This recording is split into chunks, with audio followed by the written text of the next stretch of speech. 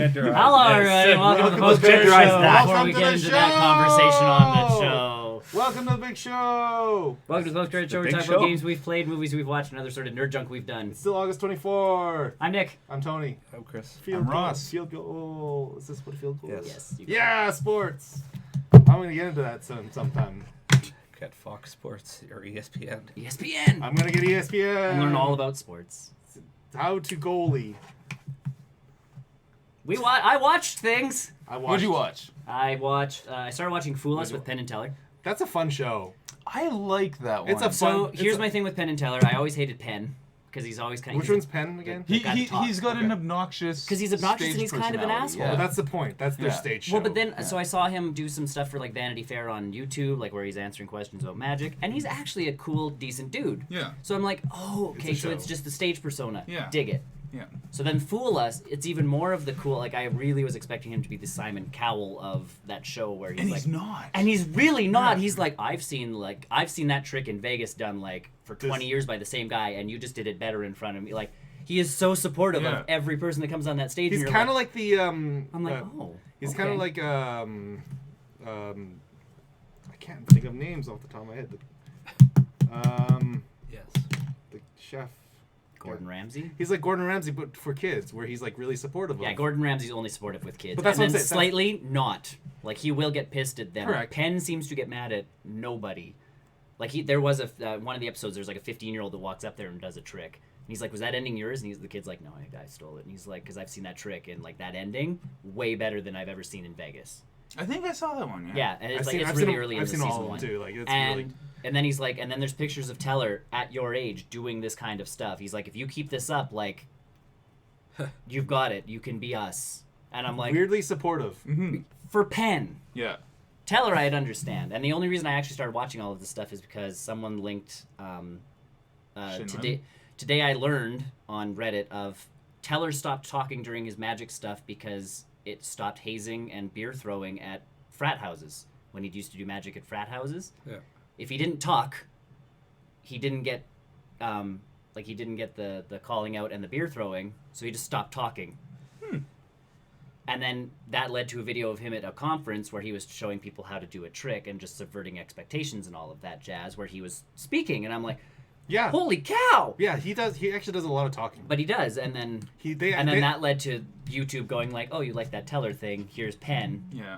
Because obviously he talks more. They have a they lead. It's like a magic school. Yeah. The online school. The thing. masterclass stuff. Yeah, and so it's literally both of them talking. But the cool part is they won't give away tricks that are for sale still, and being used. They only give away the stuff that, like, everybody kind of knows already, and that's in the open market essentially for stuff. Okay.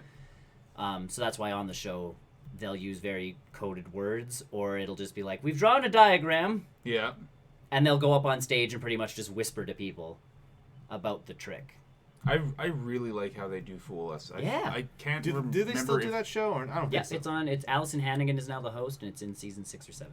Oh, good. It's just not on Netflix. Like, that's the problem. Okay, is you have to find the new episodes. I should start watching that again, because I've watched like the first 4 or 5 seasons or something like that, and then whatever's on Netflix. I think I was caught up at the time. Whatever's on Netflix is what I've cleaned up. Well, and then again, I didn't realize the show was in England, so the host, whose name I can't remember right now. Annoying as shit. I love him because he's on all of my panel shows that I watch off the BBC. Okay. So, and he used to be a talk show host in England. Like, I can see that. That's his shtick. personality. But he's on a bunch of stuff that I watch, and I was annoyed by him at first, but he's very self-deprecating with his humor because he has the speech impediment. Mm-hmm. So he'll just, like, the one guy came up with 3 R's in his last name, and he's like, I'm pretty sure they signed this guy just to insult me. Like, here is, because his R's come out as W's. So, yeah, he goes with that whole thing. But, yeah, it's a crazy supportive show. And watching those people do those tricks is again, nuts. illusions always boggle my mind. Yeah. Like, even, like, the close-up hand stuff, like, that's even crazier. The stuff that I really like, and I started watching the show because of Shin Lim, and I can't remember exactly when I stumbled upon him, but I stumbled upon his thing on YouTube one day, and I was like, what's this? And then, it was an excerpt from, I think, his first appearance on Penn and Teller's Fool Us. Mm-hmm. And then I was like, this show looks awesome. I'll keep watching this. And what I loved about it is that, like, with Shin Lim's stuff, for example, is there were things that I could pick up, and I don't know the exact mechanism of what they did, but I know enough of what they did to be like, okay, well, like this is sleight of hand here. Yeah. He's doing something over here. Like The trick is already done already by this point. The details I can pick up, and then they'll do something, and I'm just like, I have no idea. That's just wizardry. That was sorcery, what you did there. The fun ones is watching when they go up and like try and be like, okay, so this is what you did, this is what you did, and they whisper into the ear like, is this what you did? Like they're No. they're 100% sure that's exactly what they did. And the guy's like, no, you've got us then. You've got us. There was one trick where I don't know what these guys brought out a street lamp, and then they brought out like a white box that went on top, and the street lamp went behind, and all of a sudden the box is kind of floating. So you're like, oh, they've attached something to the street lamp behind that is now the mechanism of this box going up and down. But the box is all made out of like a cloth, and a woman keeps popping out of it. No. Nah, just like real life. And then they move the street lamp and walk behind it. Yep. And you're like, Just like real Well, life. I don't know anymore. I am out. Like, I thought I had this. Magic. That's actual magic. And then the two of them were like, okay, so we saw when you did this, and we saw when you guys moved over here, and then you guys did this, and then we were sure because like they stick their hand through the box and another hand pops out the other side, so they're like, so then that happened, and then we don't know what the hell was going on.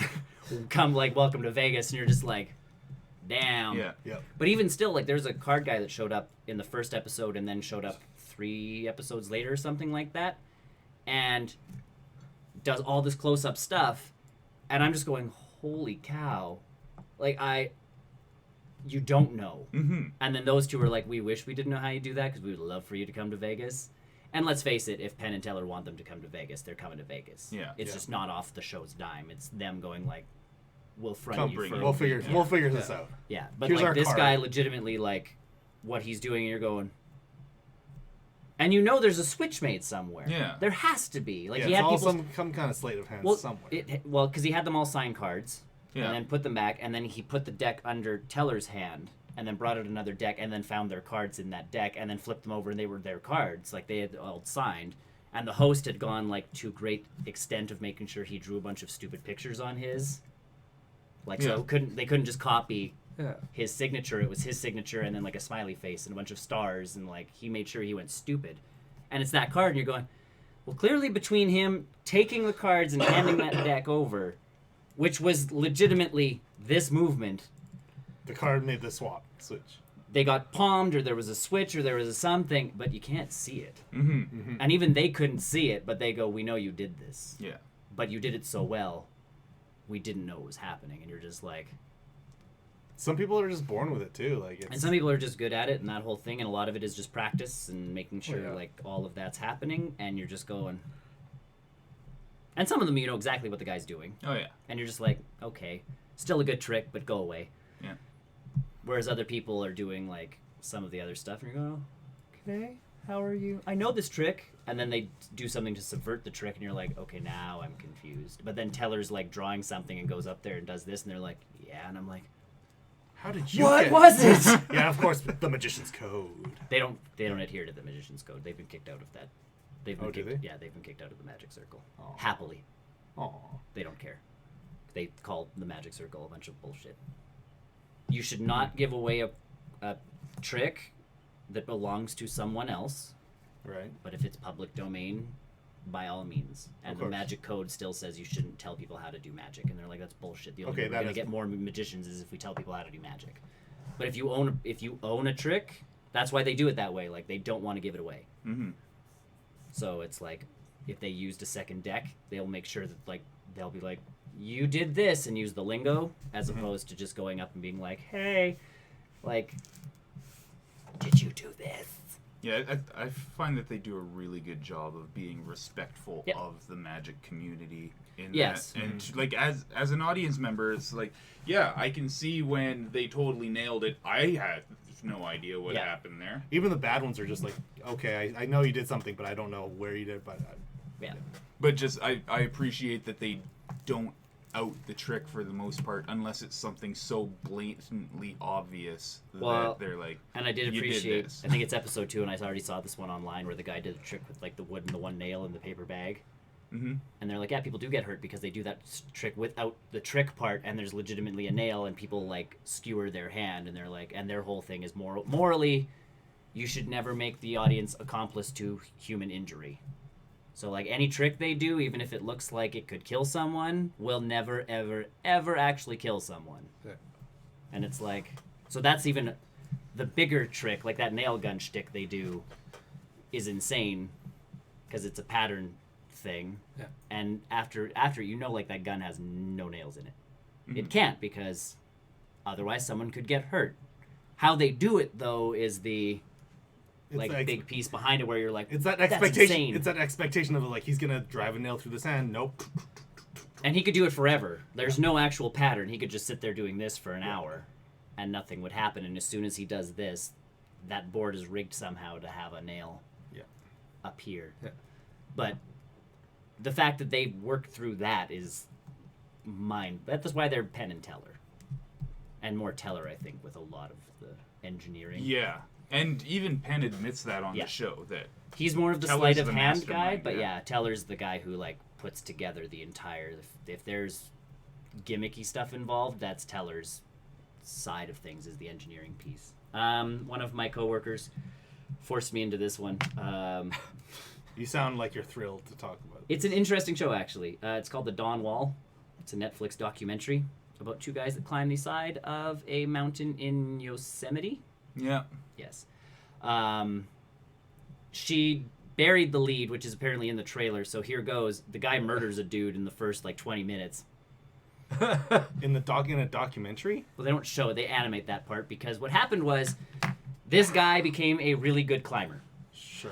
He actually ended up entering... There was this competition, so he started rock climbing at a young age. His dad got him into it.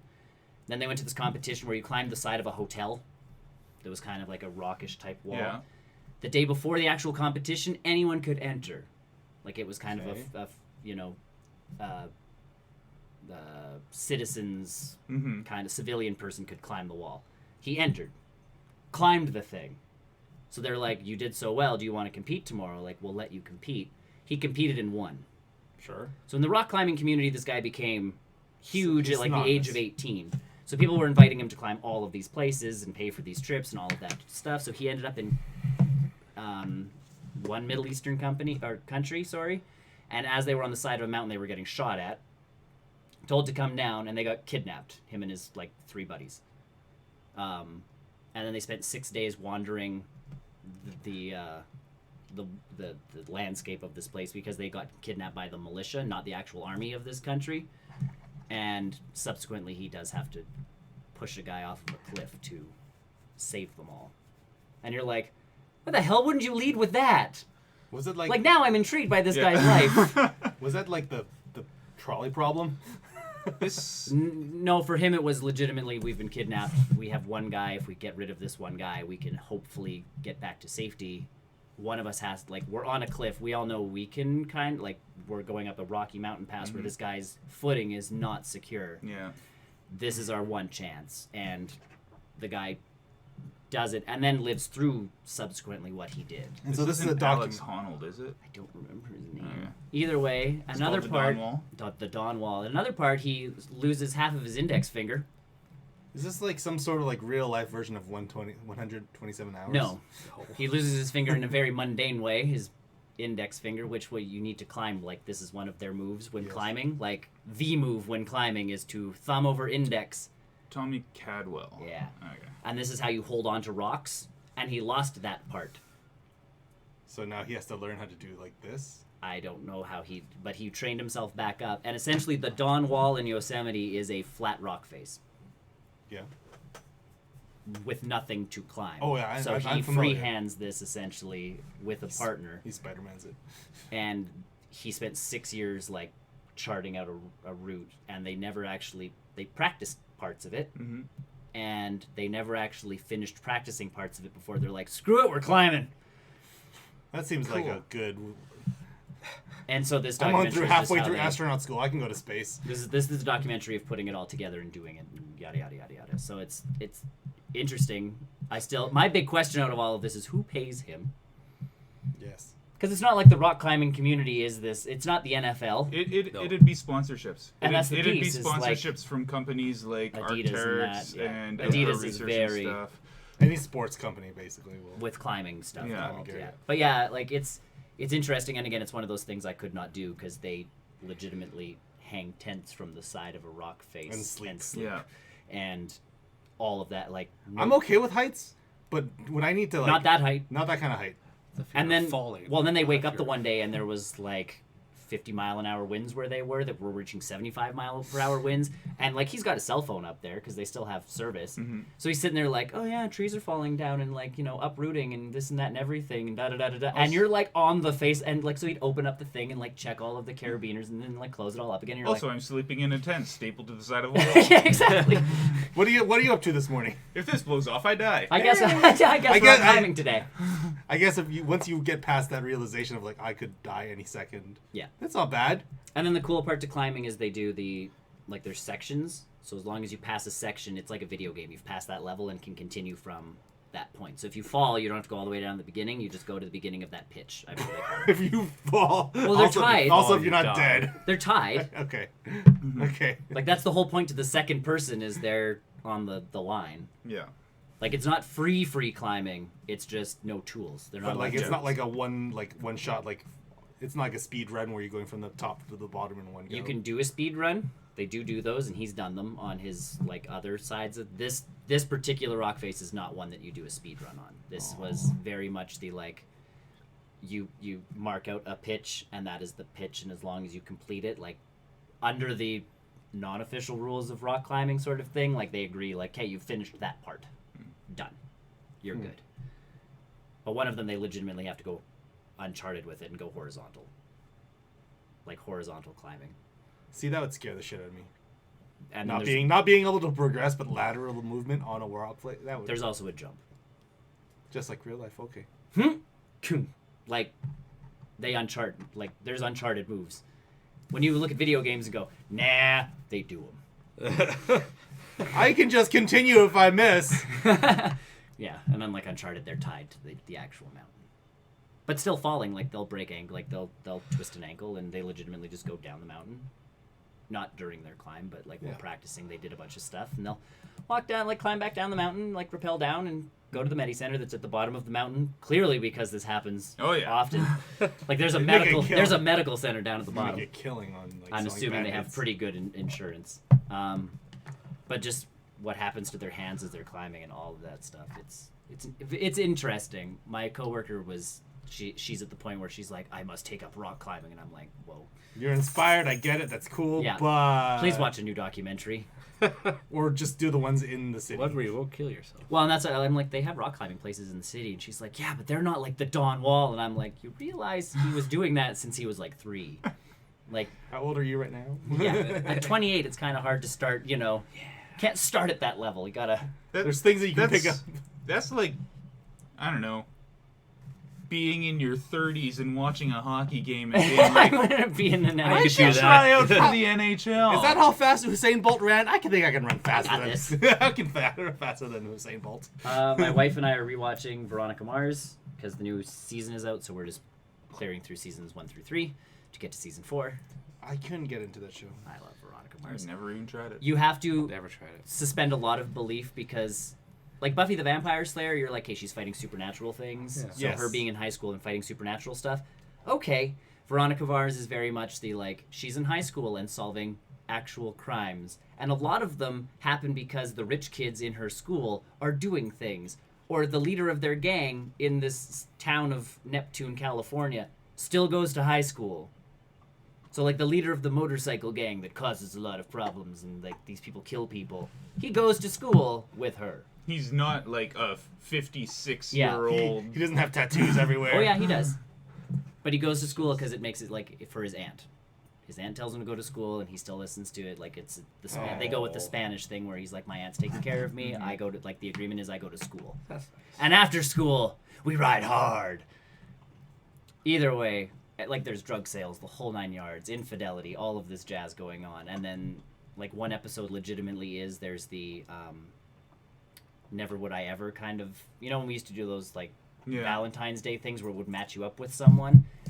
This one was you filled all of it out and you could then pay $10 to get your like someone else's score, and people just started posting scores all over the place. So her job was to like find out who was leaking all of this information essentially, yada yada yada yada. And it's like, okay, there's illegitimate childbirth. You really just have to suspend the disbelief of like, yep, this town is just in its own nexus of crazy, and all of this stuff happens. Like, it's its own hellmouth, but for like horrible crimes. And somehow this high school girl can solve it. So season 4 will be cool because the movie took place after she graduated and joined the FBI and came back and kind of decided to become a PI, like her dad was. Okay. So season 4 is supposed to kind of take off from there, where she's an adult doing these things. Things have gotten Slightly a little more believable. realistic. Lately. Well, because she'll still be dealing with like the infidelity stuff and this, and I think this one is there's like a mass murderer on the loose in their small town. Again, you're like, why? Like, Don't you know everybody in your small town? Do you not? and her the whole series is pretty much like only in Neptune does this happen. Like they do point out that like it's if something's bad in Neptune, it was not an accident. Clearly, someone was behind stuff. I think season 2 involves like a bus going over the side of the road with a bunch of high school kids in it, and everybody's like, "What a freak accident!" And she's like, "Nothing's an accident in Neptune," and that's the season is like, "Who crashed the bus?" So. We're not on season 4 yet, but yeah, I forgot what a wild ride this show is just because, like, you're like, what? Game-wise, I tried out that Wipeout Omega game that we got for free. Oh no. That tries to last be month? Facebook. Yeah, that we tried On to. PlayStation Plus. Yeah, it tries to be F-Zero. It's not. It's not as fun. I did 2 races, and I'm like, okay, that's cool. It's free-ish. It was free with my PlayStation Plus subscription. Free-ish. NHL 19. Yeah. The log drivers have entered Division 9. 8. We in 8? We have to finish that last game, but we're in Division 8. Oh yeah, we are in Division 8. Yeah, Is we're that gonna. good. We can go for a title if we win one more game. We get one more point, actually. We get the overtime loss. We're good. So we got the EA Access subscription thing, which means we can download all the NHLs from 19 to I think 16 or 17. Yeah. So either way, you and your brother and Brian and I have been playing online as a divisional team called the Log Drivers because we could not be the Dingers Ringers because it obtained it's obscene, inappropriate. inappropriate naming. Really? How is that inappropriate? Has the word ding in it? Not ding-a-ling. Doesn't Ding matter. actually worked. We could have used ding. Yeah. Dinger was the offensive word because I did the I'm gonna find out which of these words is the offensive word. Dinger. It was dinger, which is apparently an offensive term in hockey. Oh. For what? I forgot now. Googling it. But yeah, so we couldn't use that one. So we wanted to still be somewhat sexual because that's what most of the names are. Fair enough. So Log Driver was still Canadian enough, Yeah, but I like there's it. the subtle subtext of. It looks like lumberjacks. Yes, and we're trying to look as much like lumberjacks as humanly possible. Okay. We've encountered some names where I don't know how they've come up with some I of don't know. those. They're player names. A Over dinger. No, but there's- A dinger. Usually a stolen hot car used to Yeah, I sell know. drugs or I've looked this getaway up cars. before. So you It's guys, also a condom in Australia.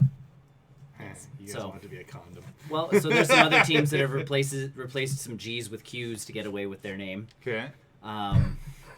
And then the worst part, so we played that team, and that was one of those ones where you're like, oh, interesting how they got that team name. But then there's the color commentary, you're like, we're the Lumberjacks, because obviously they're not going to record, like, oh, some teams just name themselves the Log Drivers, get the announcers in to record Log Drivers. Yeah. So we're the Lumberjacks. Yeah. They were the Monkeys. Like, every little piece of it, you're like, oh, this is just layered racism. Great! It's fine, much. it's fine, it's fine, it's fine. Then you subsequently just want to beat those teams more than any of the other ones. But we have found a groove with those ones. Apparently. But I'm on defense, and you and Kyle are on forward. But we've kind of found a groove of not losing completely. Okay. Like our first few games, we were getting trounced. Double. Is this 3-on-3? There's 3-on-3 and 6-on-6. Okay. They were double digits against us. Yeah, there was when we Well, started. we had 0. Yeah, like they were shutting us out and blowing us away. And now at least it's like if we're losing, we lose by 1, or like we found people that are our own level now, which is nice. You're in a competitive range. Yes, which is nice. Yeah. Like You're you not don't want to. completely bad, but you're not completely. Well, because you don't want to blow people out of the water, because Yeah. that's not fun. Sure you do. Unless someone, and again, if someone comes in like with a racist type Yeah. undertone, I'm like I'm doing my all out, even in ones, to like kick your butt. Mm-hmm. Whereas, yeah, if it's just you play a team and as long as they don't say the word Calgary, we're like, okay, this is fine. We lost to Montreal or Boston or something like that, whatever. But, you know, We've lost so much, I lost track. yeah. Our record is like 8-25-2 or something Yeah. like that. But our main goal in this game was to get our first main goal was to get because you unlock hockey bags to Loot boxes. yes. Pretty much. But it unlocks different stuff because you get a stadium. Okay. And you can make your own jerseys, so there's different jersey styles you can unlock. But the biggest thing is you don't get a crest for your jersey. You have to unlock it. Okay. And it's not based on your level of your club. It is legitimately a random thing in the bag. We finally got it. We finally got it, so we actually look like a hockey team.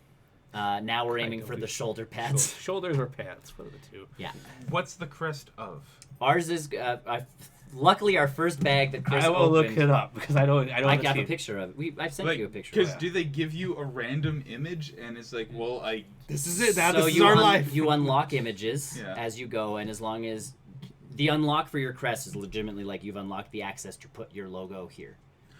Oh, okay, so it's not legitimately- like you unlocked this The Mighty dolphin, Ducks, yeah. and This you're generic like, dolphin. I guess we're the We're the log log drivers drivers with for the the dolphin dolphin. on This is our shirt. home jersey. I like that. So luckily, our first bag that Chris opened, he's like, I got our logo. That's accurate. And I'm like, oh sweet. So again, we choose our colors and do all of that jazz. That's our mascot for now. He's a devil Okay. because that's all we have a devil and we have a bandit unlocked.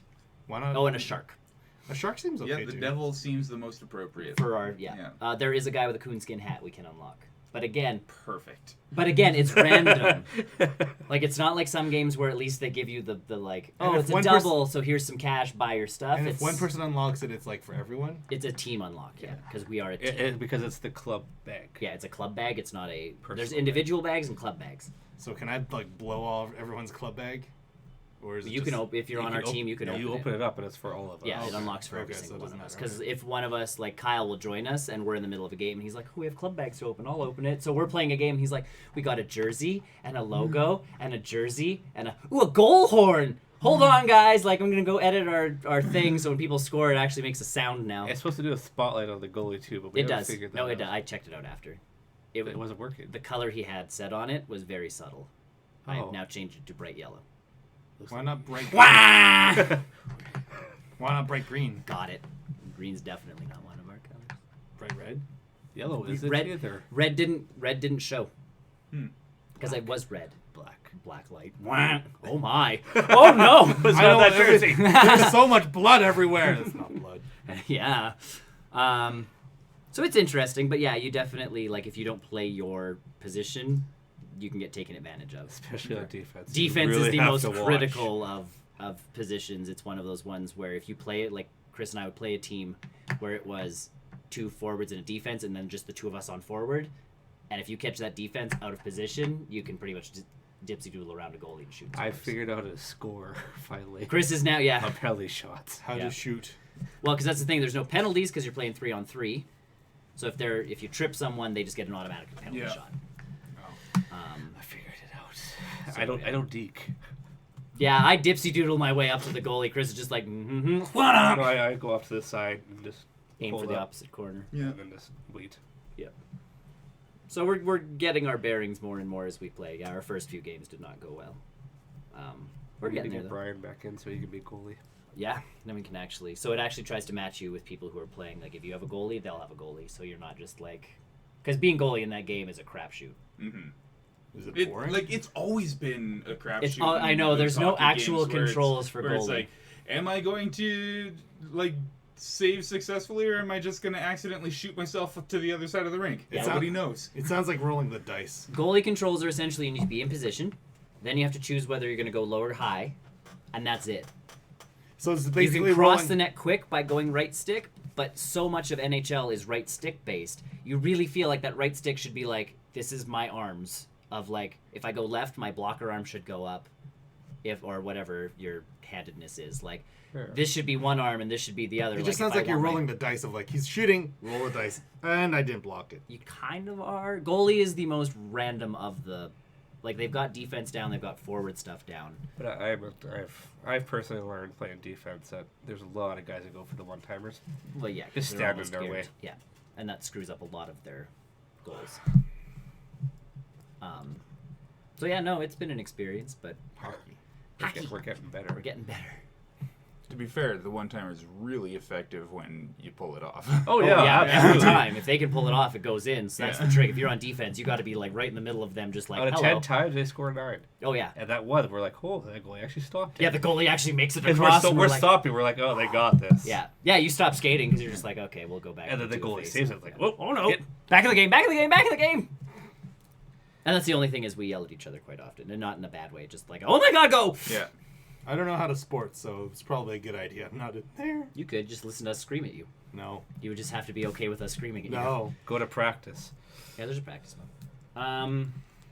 Last video game stuff that I've really been playing, more so than anything, I downloaded and got Digimon Story Cyber Sleuth. I saw you on that yesterday. So the last Digimon game I got was Junk. This game goes to the turn-based combat style, which is much nicer. And the story is you all have... It's actually a mix between Mega Man Battle Network and Digimon. So Mega Man Battle Network, you had your NetNavi that was like your presence online. This one, it's just your presence online. And your character has had his stolen. And luckily his friend made you a new... Like your friend made you kind of a new one. But everybody thinks you're a hacker now because like you You're don't not actually have your identity. Okay. But you end up joining a hacker group anyways, who are good like there's good hackers versus bad hackers. And the shtick is you go online, and Digimon were discovered online, and no one knows who engineered them.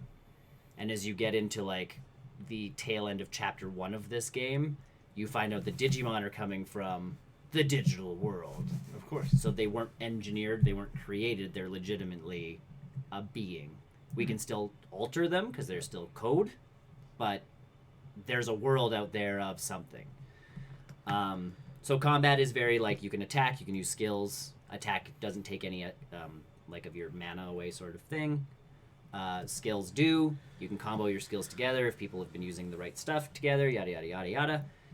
The weird thing about Digimon that's still weird is the leveling up and digivolving. So you go to like the Digilab, and as you gain data on things, you can produce a Digimon, and usually it's in its like baby form.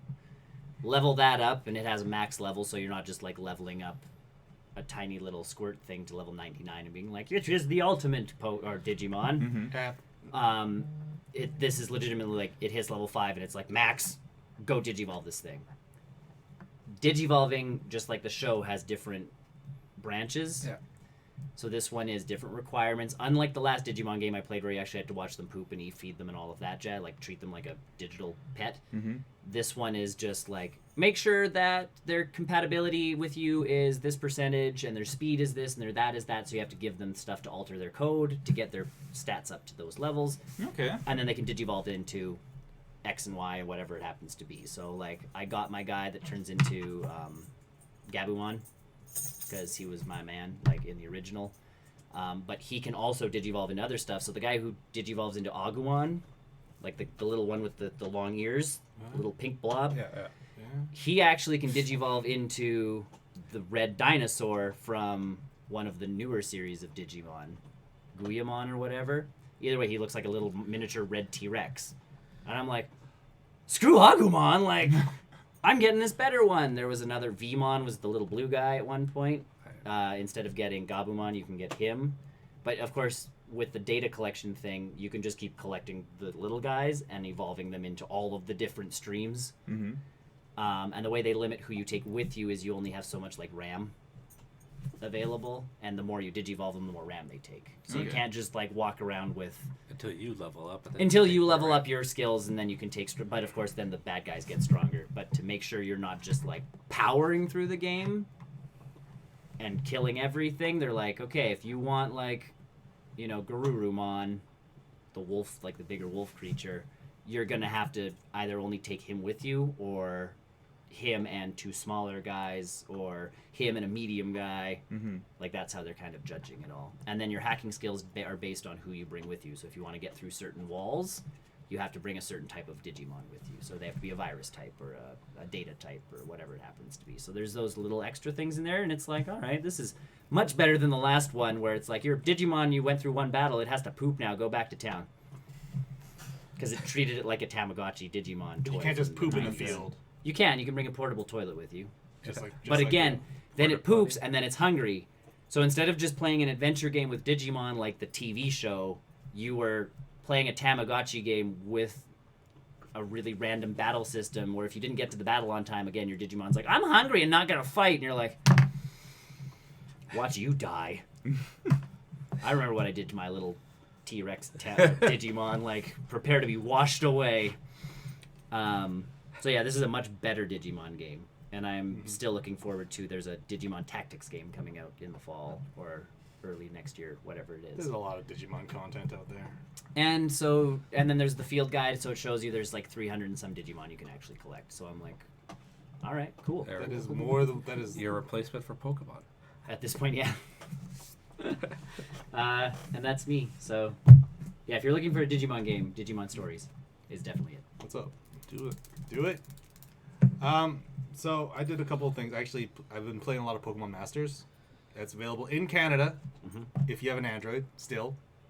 But I think it's out next week. I think it's out next week for everyone. I'm still playing it. It's actually more. I've talked about it before, but it's still that you're not playing the Pokemon itself. You're playing the trainers. You're collecting the trainers who have the Pokemon. Okay. So it's a 3-on-3 battle game, and it's all in real time. And what I like about it is that it doesn't have an energy bar or where it's like you can't. Oh, you've only played 5 battles this hour. Wait for your energy to refill. You can just keep going. There's no timer on it, which is nice. But when you go into the battles, everything is kind of happening in active mode. There's no classic Pokemon thing where it's your turn and then my turn and then your turn and then my turn. Everything's kind of happening at the same time, which is very cool because then there's things you have to manage. The trainers all have their own skills. So, for example, Brock, he carries when you go into battle, you always have 2 potions with you. Or if you go in with Flannery, she's one of the later Fire Gym trainers, or gym leaders. She comes in with 2 X specials, and you can always get refilled at the end of the battle, which is nice. You don't have to wait. You don't have 2 hours for. You don't have to wait 2 hours for them. You don't have to buy them at the store. They just are always there if you start a battle, which is nice. And so, the one cool thing about that is each trainer has a sync move with their Pokemon, which is kind of like a Z move animation, where after you do X amount of attacks, you can use a sync move with that Pokemon trainer. And so, the funny one is Brock, his shirt rips off, and he's completely ripped, and he sends Onyx after the opponent, which is great. It makes no sense, and I love it. It's Oh dear. just like real life. Totally. Yes. That's how I imagine the show actually going. That's Yeah. exactly. I expect Brock that. just ripped. Ash turns his hat backwards. He goes Brock like rips his shirt he goes like off. "Rah," and then his What shirt does rips Misty off. do? Looks She's cute. 12. I can't talk about that. Yeah, she looks like Misty. So is Brock. No, He's not. just taking his. He's Yeah, like Brock 15. was older. Yeah, he's like and he's 15 just or taking 16. his shirt off. I can't describe what Misty's doing. It's Yes. Don't worry about it. Don't worry about it. Don't worry about it. Okay. Don't worry about it. So yeah, I've been playing that. It's actually really cool because, like I said, there's no timer in it, so you can just jump in and play. You can blitz through the entire story, no problem, which is good. Or you can just play it, one battle at a time, how I've been doing it. I picked up a book that I wanted to read before going to Japan. And I didn't read it in Japan, but I finally read it on my flight down to Washington. It's called The House of Leaves. It's a postmodern literature novel. It's about, I'm not sure even how to explain it, but the best way to talk about it is that the narrator picked up this memoir off of this, his neighbor, and his neighbor wanted him to publish it for whatever reason, but it doesn't make any sense. First of all, because the memoirs, it's like this story about this family who picks up this house, and for whatever reason, the inside of the house is larger than the outside of the house. It's a TARDIS. What's the That's exactly what I thought of. I thought of TARDIS. I thought of Harry Potter. What's the problem with this? It's a TARDIS, clearly. But the hook is that every time there's a footnote in the book, the narrator goes onto his own tangent about something else. and it's completely separate from the actual story about this house. And it is wild. I don't know how to explain it. I'm not done it yet, but That's weird. It is a weird book. Cool. And each the cliff notes not only have their own cliff notes, but they're also like pages where the text is like written sideways for reasons I don't know yet. And it is a weird freaking book. I definitely like read it if you want something a little bit different than a regular book. Okay. Cliff notes having their own cliff notes, the cliff notes that are like more engaging than the story itself. Basically talking about this guy having this relationship with this like this prostitute, or not prostitute, this stripper, and he's a tattoo artist, and that's how he keeps meeting her. And I'm like, but what about the story about the house that's bigger on the inside? I want to get back to that, but this is also weirdly compelling. And yeah, House of Leaves is what it's called. I can't remember the Little author. do we know, the trick is the author just ran out of stuff to talk about with the house, so he's like, I've got it. I'll just write a bunch of It's- random short stories that never end. It's literally one of the footnotes is literally like, oh, there's like Zampano. That's the guy who made this memoir story. He's like, oh, for this chapter, he actually provided translations for all the you know, the Italian stuff that he put into this book, like, which is great because then I don't have to make up anything myself. I'm like, what? I don't have to Google it myself. What? Like, it's so freaking weird. I love it. It's kooky. I want to keep reading it. It's actually pretty big. It's like, so. But then again, that was on the trip to Washington. I actually got a chance to go to the Pokemon World Championships Yeah, you did. 2019, and I was actually a part of the judge team. So I was a part of the main staff for the main event. It was big. It was big. We had like 5,000, 6,000 players, and like just players. We probably had more like people walking in as spectators. And so day one was basically so throughout the year, players earn championship points to get themselves invited to this tournament. You can't just show up to this tournament with 60 cards or with your Ultra Sun, Ultra Moon and play. You need to get yourself that invite. So players who work throughout the year play in day one. The catch is that if you earned, I think you were like in above like the top 16% or top 20% of players in a specific region, you got not only your flights paid for, you not only got accommodations paid for, but you could skip the first day of competition. So you got to buy on the first day. You get to skip the first day of competition, and you move right into day two. It's actually a 3-day tournament, so skipping that one day is huge because that day one, it's basically just all the regular people who are trying to win the tournament. Yeah. Right, and so they're just knocking themselves out. Once you hit, I think, 16 match points, you just get automatically moved into day two. But some people, as soon as you get 3 losses, you're done from the tournament. Right. Like because you can't get your 16 points, and so it was interesting to watch. I was able to stream judge some of the tables as well, where basically because famous, quote unquote famous, because they're treating the VGC and TCG kind of like esports. There's actually table commentary, and so like tables that are streamed straight to the internet. And so, as part of the judge and staff team, should have done that. See? No, this would have been ripped off right away. I actually have a story to tell you about this. advertising. They basically have a judge at the table watching the match, whether it's a Get video some game or of my card game. water. Yeah. Which is funny because one of the stream that I was on, Yes. the players were playing, and so we have headsets on. Yes, you do. The headsets are filled with white noise, and the only people so there's a lot of like interactions. The players can hear me, I can hear the players. Yeah.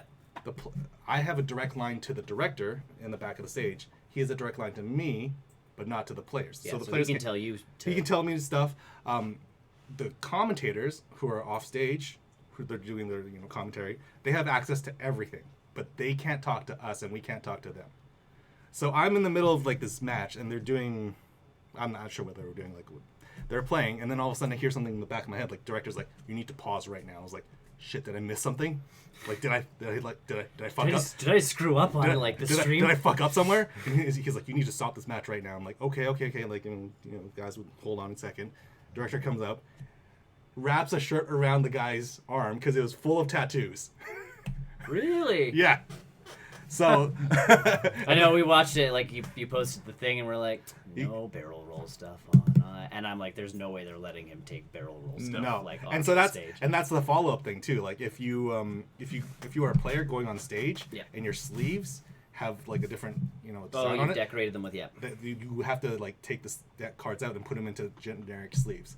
And if you're wearing branded T-shirts, Sure. they actually make you take that shirt off and replace it with a What's plate. branded here? In general, like that, like Captain America. Pointed at me. He just Brand. That would around. they might let that go because that's not really like a logo or anything like that. Yeah, it is a logo. Yeah. Is It's it? from Star Wars. Yep. Okay, so then they would make you replace it with It's a the T-shirt. Boba Fett bantha. And that skull. wasn't really a problem for you guys because you guys. We all obviously had got the same shirt. Yeah, you We guys all got had the shirts same and shirt. the coats and all of that jazz. So everything was all uniform. They didn't let me wear my coat, which was probably a good thing because it was kind of warm. Yeah. But You should have yelled out BrNN.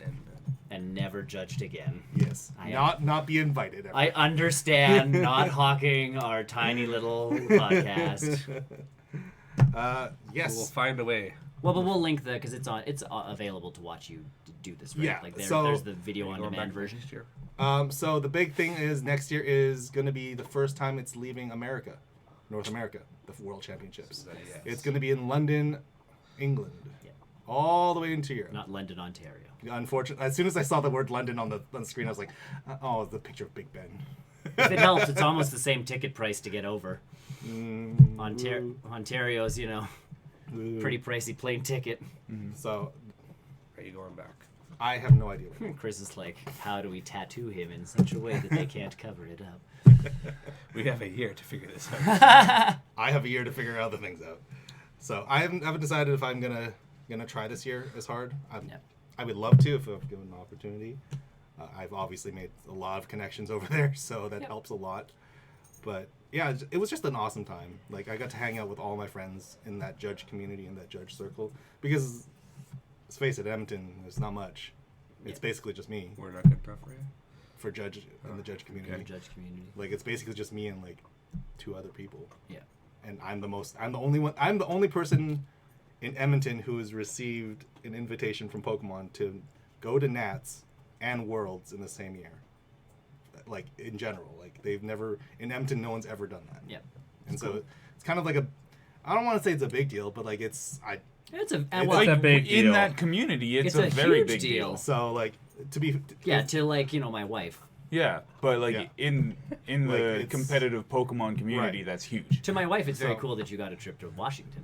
yes, and that was the After that, it's yes the subsident the byproduct of that is yes, I got to go see Washington as well. Yeah. I got to go to the Washington Monument. I got to go to the reflecting pool, which is long. yeah, I think big. Oh, it's longer than it looks. Real long. I respect Captain America for making that run now. That was acting. I don't know what you're talking about. Chris Evans just had to sprint for like, Was that He not- didn't say Chris Evans. huh? He didn't say Chris I know. Evans. He respects Captain America. He's meshing those worlds again, man. Just like real life. And the Washington Monument at the Lincoln Memorial, which is really, really cool. Full of tourists. As it would be. as you Yeah. should know. But yeah, we'll definitely post a link to your We'll in the find- description, and we'll throw it on our channel as much as we can. Yeah, it's Yeah. cool. I You were don't- on the.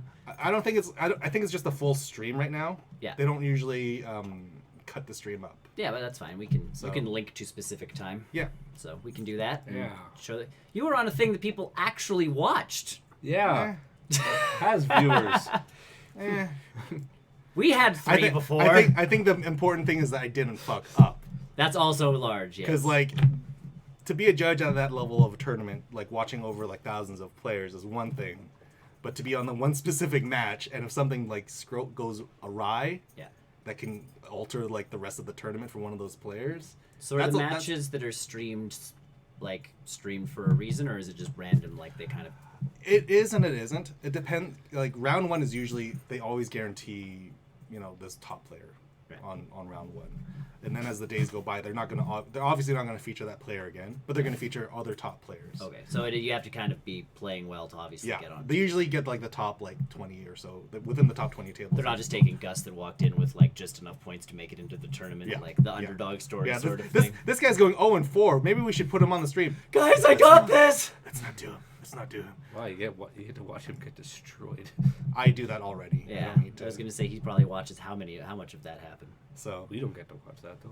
but the matches that I was able to stream and judge they were really close games. Like anything could have happened. I actually issued a penalty on one of the guys on stream, which you're always kind of worrying about that if you're a If they're judge. gonna freak out on you. Yeah, like because it's like, oh, you have to issue a penalty. Not only do you have to issue the penalty, it's online now. Like thousands of players are watching this. Yeah. And thank God it was one of those ones where it's like, yeah, it's clearly like this is Yeah. the player did this wrong. He understands what it was. The audience knows what it was. The commentators knew what was going on, so they were able. I ended up watching the video, the replay about it, and the commentators were super like, yeah, that's gonna happen this way, yeah, and it's happening exactly what we said. As to like maintain the Twitch chat. You're not that. Yeah, you're not that NHL ref that calls like the no goal, and everybody's like, "I'm pretty sure that was a bloody goal." It was quite evident, and which is funny because watching the replay, it was like you don't actually see it happen. Oh, It was one of those weird situations where the camera panned off, like at the wrong moment, and it happens. So it's one of those situations where if the commentators didn't say anything, like the players would have been like, "What the hell? Like what's going on?" Like it's off screen, but the commentators, like I said, have access to all of the chat that I have with the players, with the director. yeah. And so it was it was very easy to be like, guys, like this is the situation here. What happened was he thought he was starting the turn, but he wasn't. So he drew a card at the start of his not turn, Yeah. which is huge, sure. especially on round 7 Yeah. when one of those players is going on to day 2, and it's actually an important card. For sure. But like- well, and again, that's like you play at home, you draw a card, and you're like, oh, okay, Yeah. like whatever. And You there is- messed up. Just keep it until the next round or whatever happens. Yeah. to be. There is clauses in the penalty guidelines where if you are on stream, or your penalties can be escalated, like Oh, yeah. massively, because of the way that it's being streamed. Thousands of people are watching. You have a dedicated table judge. Your penalties can be escalated if need be, and just be aware of that. So you don't start fighting with you, essentially. Basically, yeah. It's basically there. It can go from like a slap on the wrist to you're not competing again. sort of, correct. Yeah. Like Don't pick a fight. And to be fair, like that penalty didn't actually make a difference. That player ended up winning anyways. Yeah. But it was just like, yeah, like And obviously there's a director behind you, so Yep. they can obviously, if they need to, like you could be challenged on something like this Um, based on usually like what if it was really obscure and weird. So usually what happens with the stream judges is the assistant judge, head judge, or the head judge is in the audience watching as well. Yeah. And so they have access to the stream as well. So even he came up to me afterwards. He's like, "So why did you issue that the double prize penalty?" I'm like, "Well, this, and this happened." And he's like, "Oh, okay, I didn't catch that." Because again, he wasn't on the he screen. legitimately didn't see it. He wasn't standing at the table to see what it was, Yeah. right? So even he was like, you handled it. Good, cool. Just more of that backup for safety kind Yeah, of thing. and where so you're yeah, like, if he sees something and I don't catch it, he can radio the director, and the director radios you. usually that's usually what happens. Yeah. Depending on who's behind the microphone at that time during that day. Yeah. So like usually you have the judges to help you out in the front, but we don't have that huge of connection with the directors in the back. But if that case, Is there a big language barrier because it's worlds? right? Yeah, that so was our question. So that was all the follow up question is that because I know. ask me anything. So how the Hold on, there's a tag for that. AMA. So what happens with the language thing, especially with Japanese, if we have any issues with rulings or card translations, we just hold up. We actually have this little binder full of like language initials. So for example, if it's Japanese, it's got J, I think P on it, and we literally hold it up towards our computer guys in the hive, Yeah. and they send a translator down towards us. Cool. Okay. So we actually pause the match before someone gets there. I was fortunate enough not to be involved in any major translation issues. I saw one during the day. It was a French player playing a Japanese player With an English judge. with an English judge.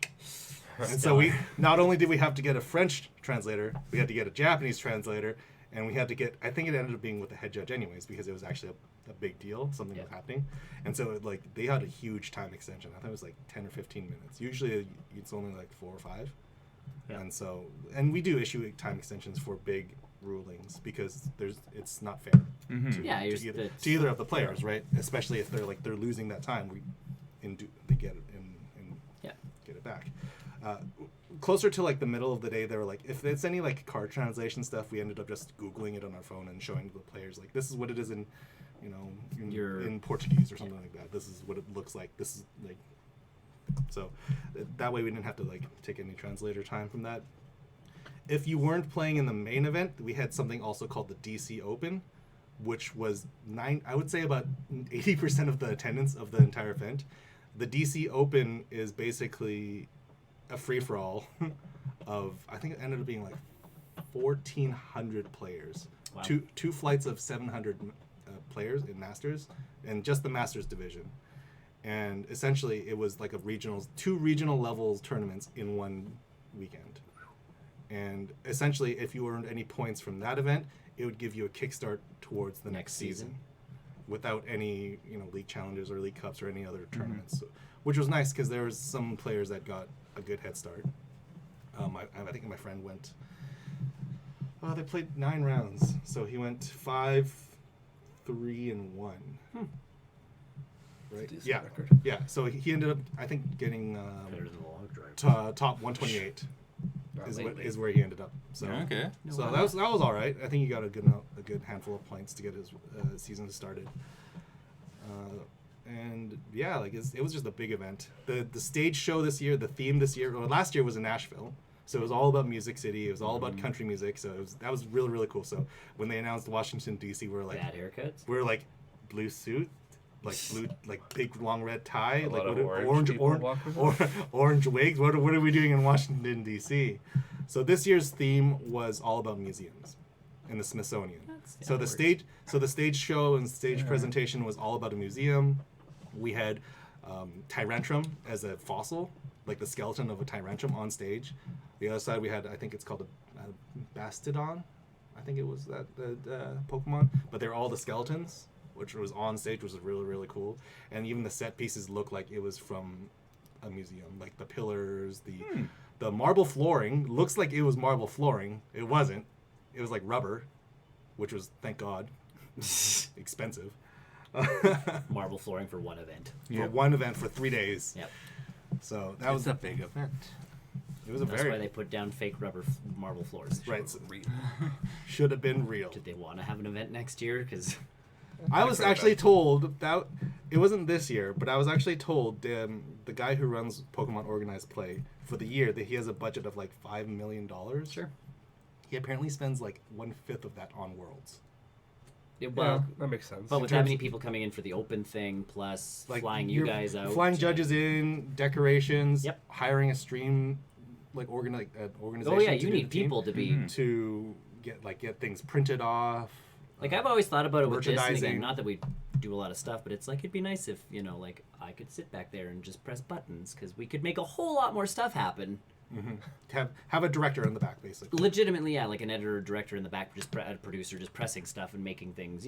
Stuff appears on the TV. This happens. Like I'm watching chat. I'm watching this. you But can then I have don't get to talk. So really, you can have multiple cameras and you can cut between two Right. people. Then that's exactly what the stage show was like. Yeah.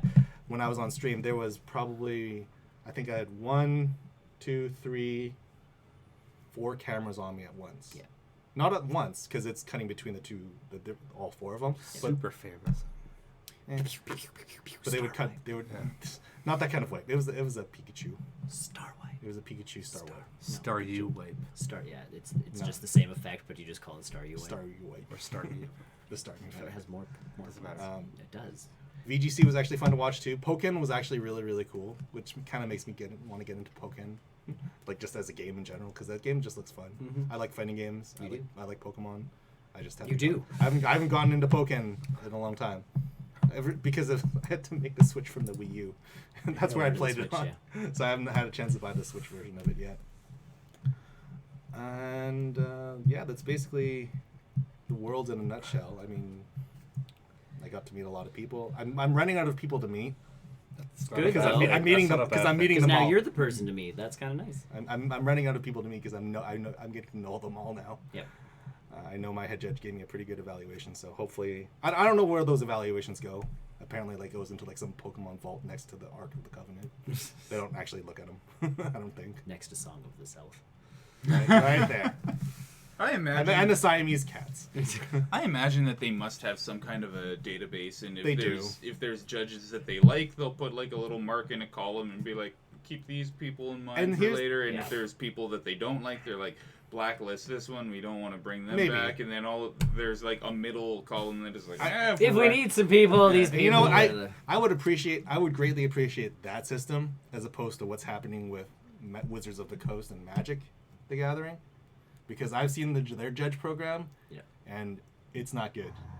Their judge program is turning into something wildly different, and I don't think I appreciate it. Essentially, you need to pay to be a judge Oh. in Wizards of the No Coast. thanks. Yeah. So they're just losing. So the thought, Or you're going to get a lot of bribery going on because judges are having to fork over their own cash to, like. so the Wizards of, this is a bit of a tangent, like with the Wizards of the Coast and Magic: The Gathering. If I want to go judge a Magic tournament, I could just do it. I don't have to have any credentials as long as the store knows me. They know that I can do the stuff. Damn. Like I can be on Just staff. have the stores know you. However, if you wanted to get access to any of the exclusive judge promos and products, you actually need to pay. You have to pay judgeacademy.com for those credentials, and it's actually very So weird. you're paying to go to school. Essentially, See, and I would understand if. so the logic behind this is that as a judge, any judge in any card game, whether it's Yu-Gi-Oh, Pokemon, Wizards, Magic, you usually get judge promo stuff like cards, playmats, things like that. Well, in Magic, those promos can fetch you hundreds and hundreds and hundreds and hundreds of dollars. Like, I'm told that a sealed pack of judge promos can fetch like $500. Like, and the reason is because they're actually like playable cards. Sure. That everyone plays with, and by the nature of Magic, when it's playable, it's gonna skyrocket in price. And because these ones are exclusive to judges, like they have different art, different stamps on it, it's the value jumps up way higher. And so basically you're paying money into this judge program so you can get these promos with the expectation that you're going to flip them up for money.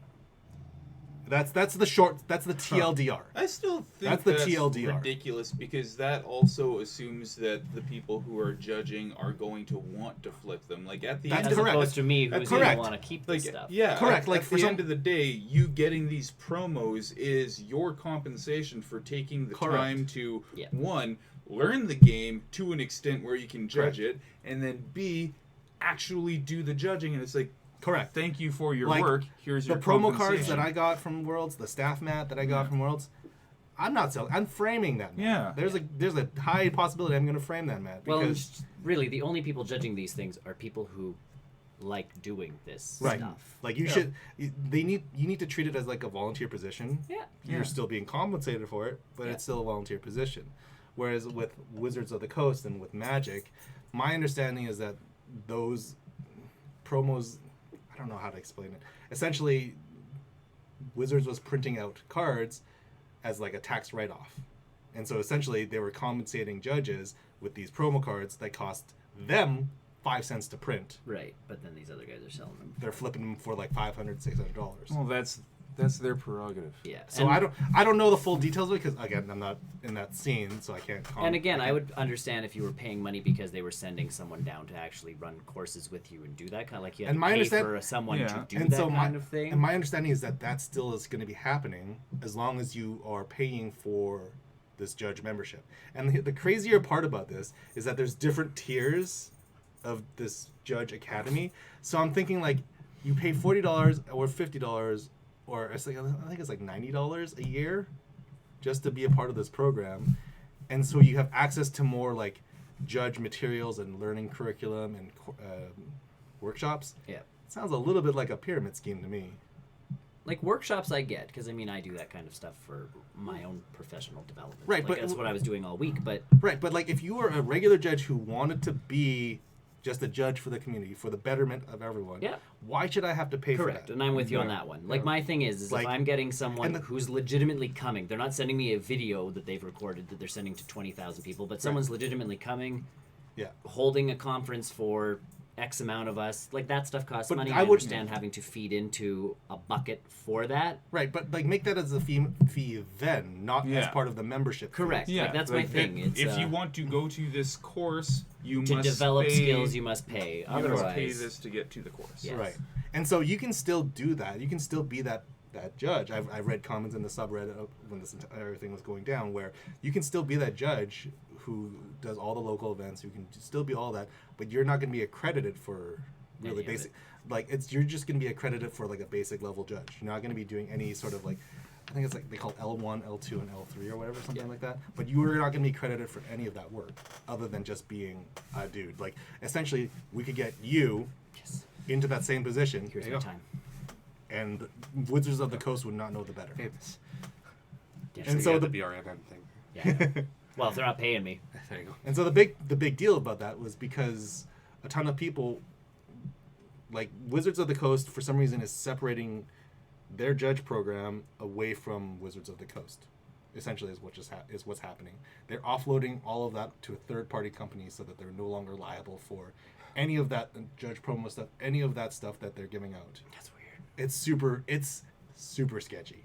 Good day. You think you'd want to compensate people for Which is why I'm really grateful for, and really glad I'm in a proper judge program. I'm sure Yu-Gi-Oh is the same thing with their judges as well. There's all Konami built all that stuff within their own company, and Pokemon will never let go of the judge program. Well, they won't let go of anything. They won't let go. They won't let go of the professor program because they've worked too hard to make it what it is now. Yep. I've seen where it was a couple years back, and it is leaps and bounds from what it has come to. So well, you're there now, so you know. Well, Yeah. I'm okay. You're the But go-to person now. They put too much time and effort into the professor program to offshoot it to someone other third-party company. We'll pay the Pokemon company to let him put the barrel roll just on his. That's all we got for spending. No one else, just Tony. That actually Well, makes it a that's- lot more money because it's specifically for one person. Yeah. I'll pay for Tony to get to London. For But he has to be able everyone. to wear all the barrel roll stuff. There will be no Pokemon branding on him. Well, no, he can have them both. He can have both. Nope.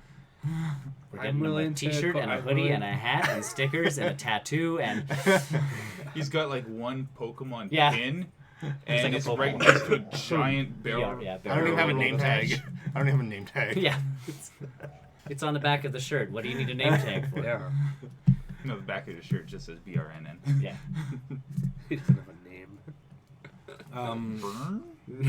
What's a BrNN? BrNN. BrNN. So yeah, that was my experience over the weekend. It's Very cool. It's different. I don't think I've ever experienced Worlds like that before. It's my first time going to Worlds. Yeah. And so like I would love to go again if I was given the opportunity. And because of being in London now, I actually have to, if I do go, I have to plan an actual trip. I'm not just going to London for like Oh, yeah. No. That's like the five. key, I know. I wouldn't go to London for 5 days. As soon and as he just- said London, I'm like, that's a trip one has to plan with you know, and- family and like this in and that. Washington D.C., it's easy enough to be like, oh, I'll see you in a couple of days. Yeah. It's just Washington. This is London. Like anywhere That's a outside, trip. anywhere outside of London, America. baby. We actually had a pool in the computer hive area of all the judges when they were doing the closing ceremonies. It's like that's usually when they announce the next location. So we had this pool going on, like, oh, where's it going to be next? Everyone was putting like, oh, we're going to put it in like Hawaii because it's been in Hawaii in the past. So we're like, oh, that's all right. That's a good The guess. Lowland Games. Yeah. I put Edmonton, Alberta, Canada. Everyone's like, ballsy, ballsy. What up? What? And then I put Anaheim because I was like, that makes sense. Because it's been in Anaheim in the past, and I figured if it does go to Anaheim, I can bring the wife. Yeah. We can go to Disney. Disneyland, see Universal, Make a trip out of it. make a little bit of a trip. But now if in London, You really have it to really make a has trip to out of be it. a trick of it because I don't think she would let me go. To London without her? Yeah. Yeah. Mm-hmm. Yeah. I agree. I'm with her on this one. So So that was my first thought when you said London. I'm like, he has to take his wife on that one. Like, there's no. if I go to chances. London, yeah. Which- And if you're getting that flight, correct, yeah, it's there is a like, flights and stuff are accommodated. so spend some time over there. So they don't care about, and I'm glad I kind of make those connections. Pokemon doesn't care when you fly out as long as you're there for the 4 or 5 days. Right. Which makes sense. You could be there ahead of time. Yep. You just have to make sure. They're that- paying for your days during the tournament. They're Correct. paying for your flight to Yeah. and from said location. Right. So if you if- want to spend 2 months there, who gives a hoot? Right. Is Well, yeah, more or less, yes. because tickets are tickets. Tickets, air flights are tickets. They're not. They don't change too much. And if they end up covering my costs, it's Edmonton to London's going to be stupidly expensive anyways. Like I said, So it's- Edmonton to London's not absolutely deplorable. No, I'm guessing Yes. round trip neighborhood of 1,200. I was gonna say 15, but No, that's- it's, yeah. When I went to London, I remember it was almost cheaper to fly to London, England, than it was to fly to the east coast of Canada. Yeah. Like, you sit there going, I have to fly over which is funny the because east coast of Canada to get to London, and it somehow, because I don't have to land there, it's cheaper. I'm pretty sure at one point in time I was like a while back I was like looking at tickets to Montreal and it was like also you could pay the same amount to go to Paris. Right. And it's what? I'll just What do go you to mean? Paris. Right. go to Montreal, Paris. Montreal, Paris. Canada, very nice. Paris, really nice. I went and to fake Montreal, French. Yeah. but- Real French. Real French. So yeah, And it like depends on the trip you obviously want to be taking, but Yeah, like Yeah. I only wanted to take like a week off and I was staying with friends. Right, So. so- but yeah, like I know London, like from London or from here to London, Ontario versus London, England, the price difference isn't huge.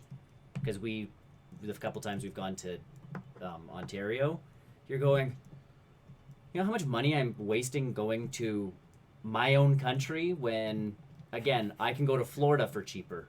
And it's not even necessarily somewhere you want to visit. What's- in the what is country. in Like, London, Ontario? If you're doing My like wife's extended family. if Like, you're doing like an East Coast road trip and it's like I've never been to the East Coast before. yeah. That is a different thing. That's Yes. like okay, this is a different experience. This is an actual vacation, but Yeah. it's like I'm going to visit family in Ontario in a random city. And in luckily, middle the of last time we Ontario. went out, like we went to Niagara Falls, and I'd never been to Niagara Well, that's Falls. cool, Like yeah. we tried to do things I'd never done before. We avoided Toronto because it's Toronto. Like you know, Uh-huh. it's- why am I going to Toronto? No one likes Toronto. Yeah, I was in Toronto. Huh? My girlfriend's in Is Toronto. she? That's a shame. I feel She's sorry. seeing a concert though, so. See, and that I understand that, but that's the thing. Like we did that kind of traveling where you're like, all right, at least we made this worth it. But yeah, like our trips to Anaheim are cheaper than traveling in our own country via air flight, and it's That's not roughly the surprising. same It distance. And shouldn't. you're going, Yeah, it shouldn't be that way. it shouldn't be that way. I shouldn't be able to fly to the other side of the world for cheaper than Would it be cheaper to go to the States and then drive up? It's about $1,500 possibly. to fly to Melbourne, Australia. He would know. Yeah, because I was talking to my friend from New Zealand because he's like Prices "Oh, have gone down a lot to fly to To fly to between Australia. here and Australia, because it used to be depending on what time of year you're buying and how far in advance, you're looking at between 2,000 to 3,500 round trip to get to Australia, Yeah, we didn't and get to see yeah, Ross a prices have gone down to like if you find them on sale, you're paying 1,100 to Yeah. 2,000. I was looking at flights. Not Is that it I was gonna because go. That's where Satan's animals are. in- Everything will kill you there. It's fine. What's the worst that It's could always happen? been that way, so I don't know why it would get Like cheaper that- now. It's not like that That's realization's not new. different. Like I was looking at flights, round trips. I think next week for like a week or two. It ended up being like 1,500, which was actually not bad because I was talking to my friend from New Zealand. He's like, "You should totally come down for our regionals now." I'm like, because the joke is that we actually look the same. So the entire event, everyone's like, "Hey, Richard." I'm like, "I'm not Richard. He's over there."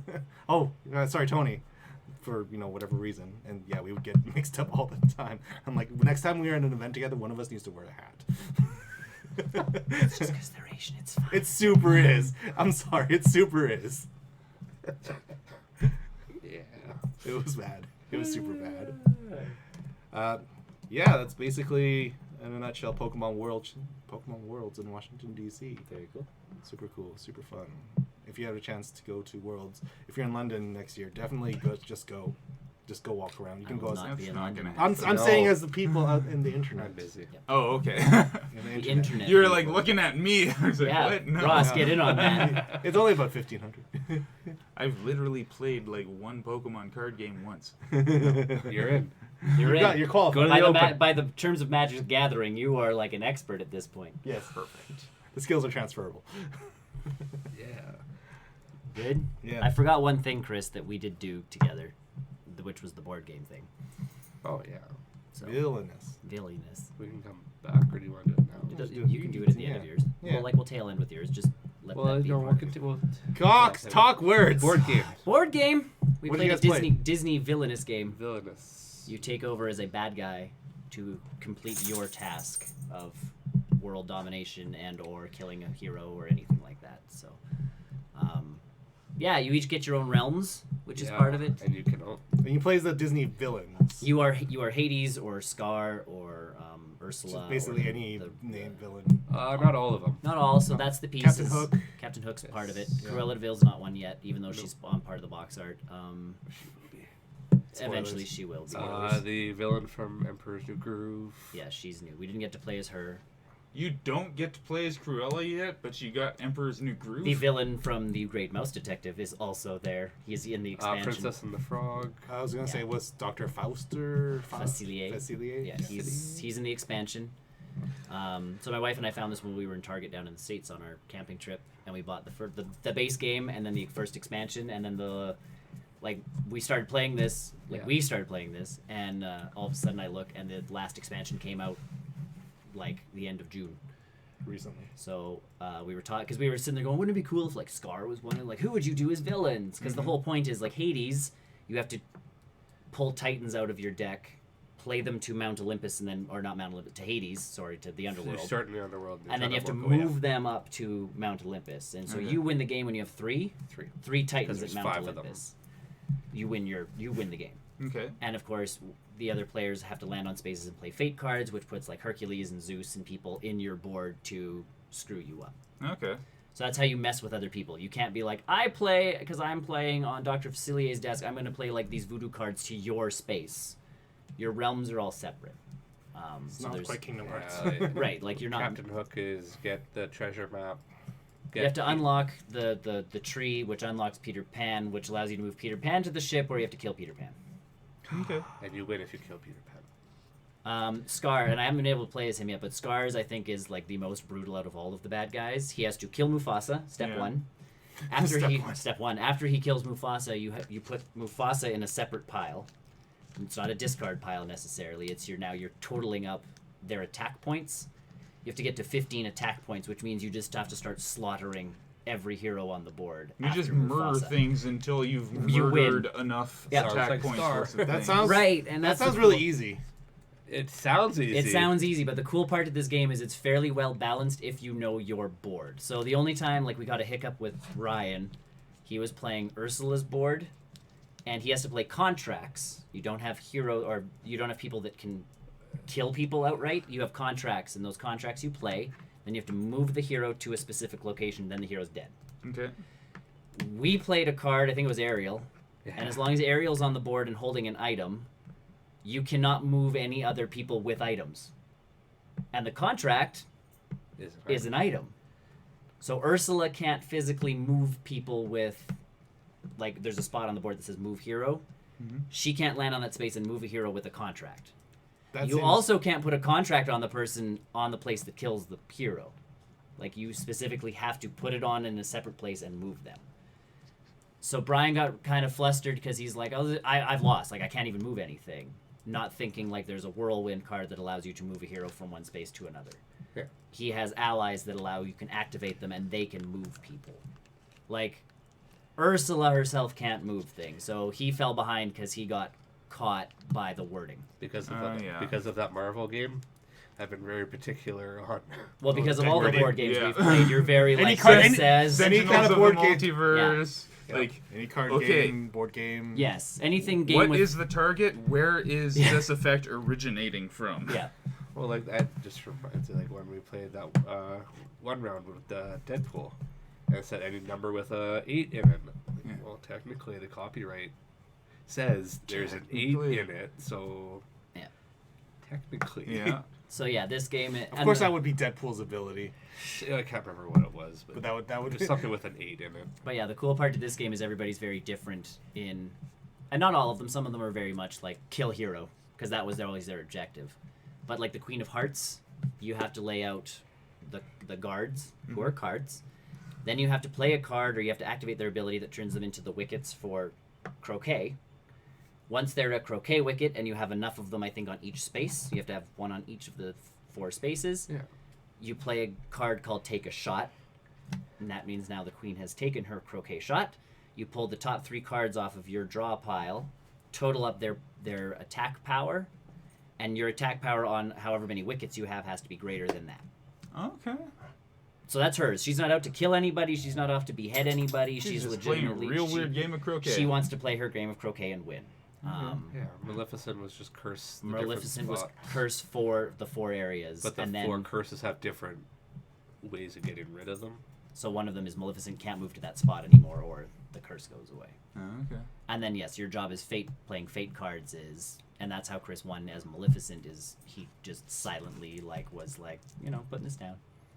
We're like, okay, not You thinking. two are talking amongst yourselves. I know, and then but not saying I put this down, and now all 4 of my spaces have curses because it's not like you have to announce that junk. Mm-hmm. He just quietly crept his way in, and I'm watching Brian, who was somewhere in the vicinity of something, and I was 2 turns off, so I'm like, okay, screw up Brian, so he can't screw me up.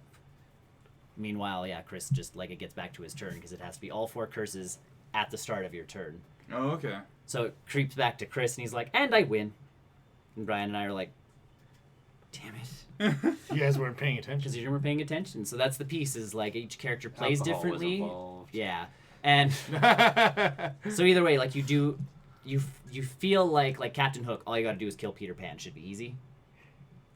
But it seems to, all of them, there's a lot of cool balancing that's been done to these decks.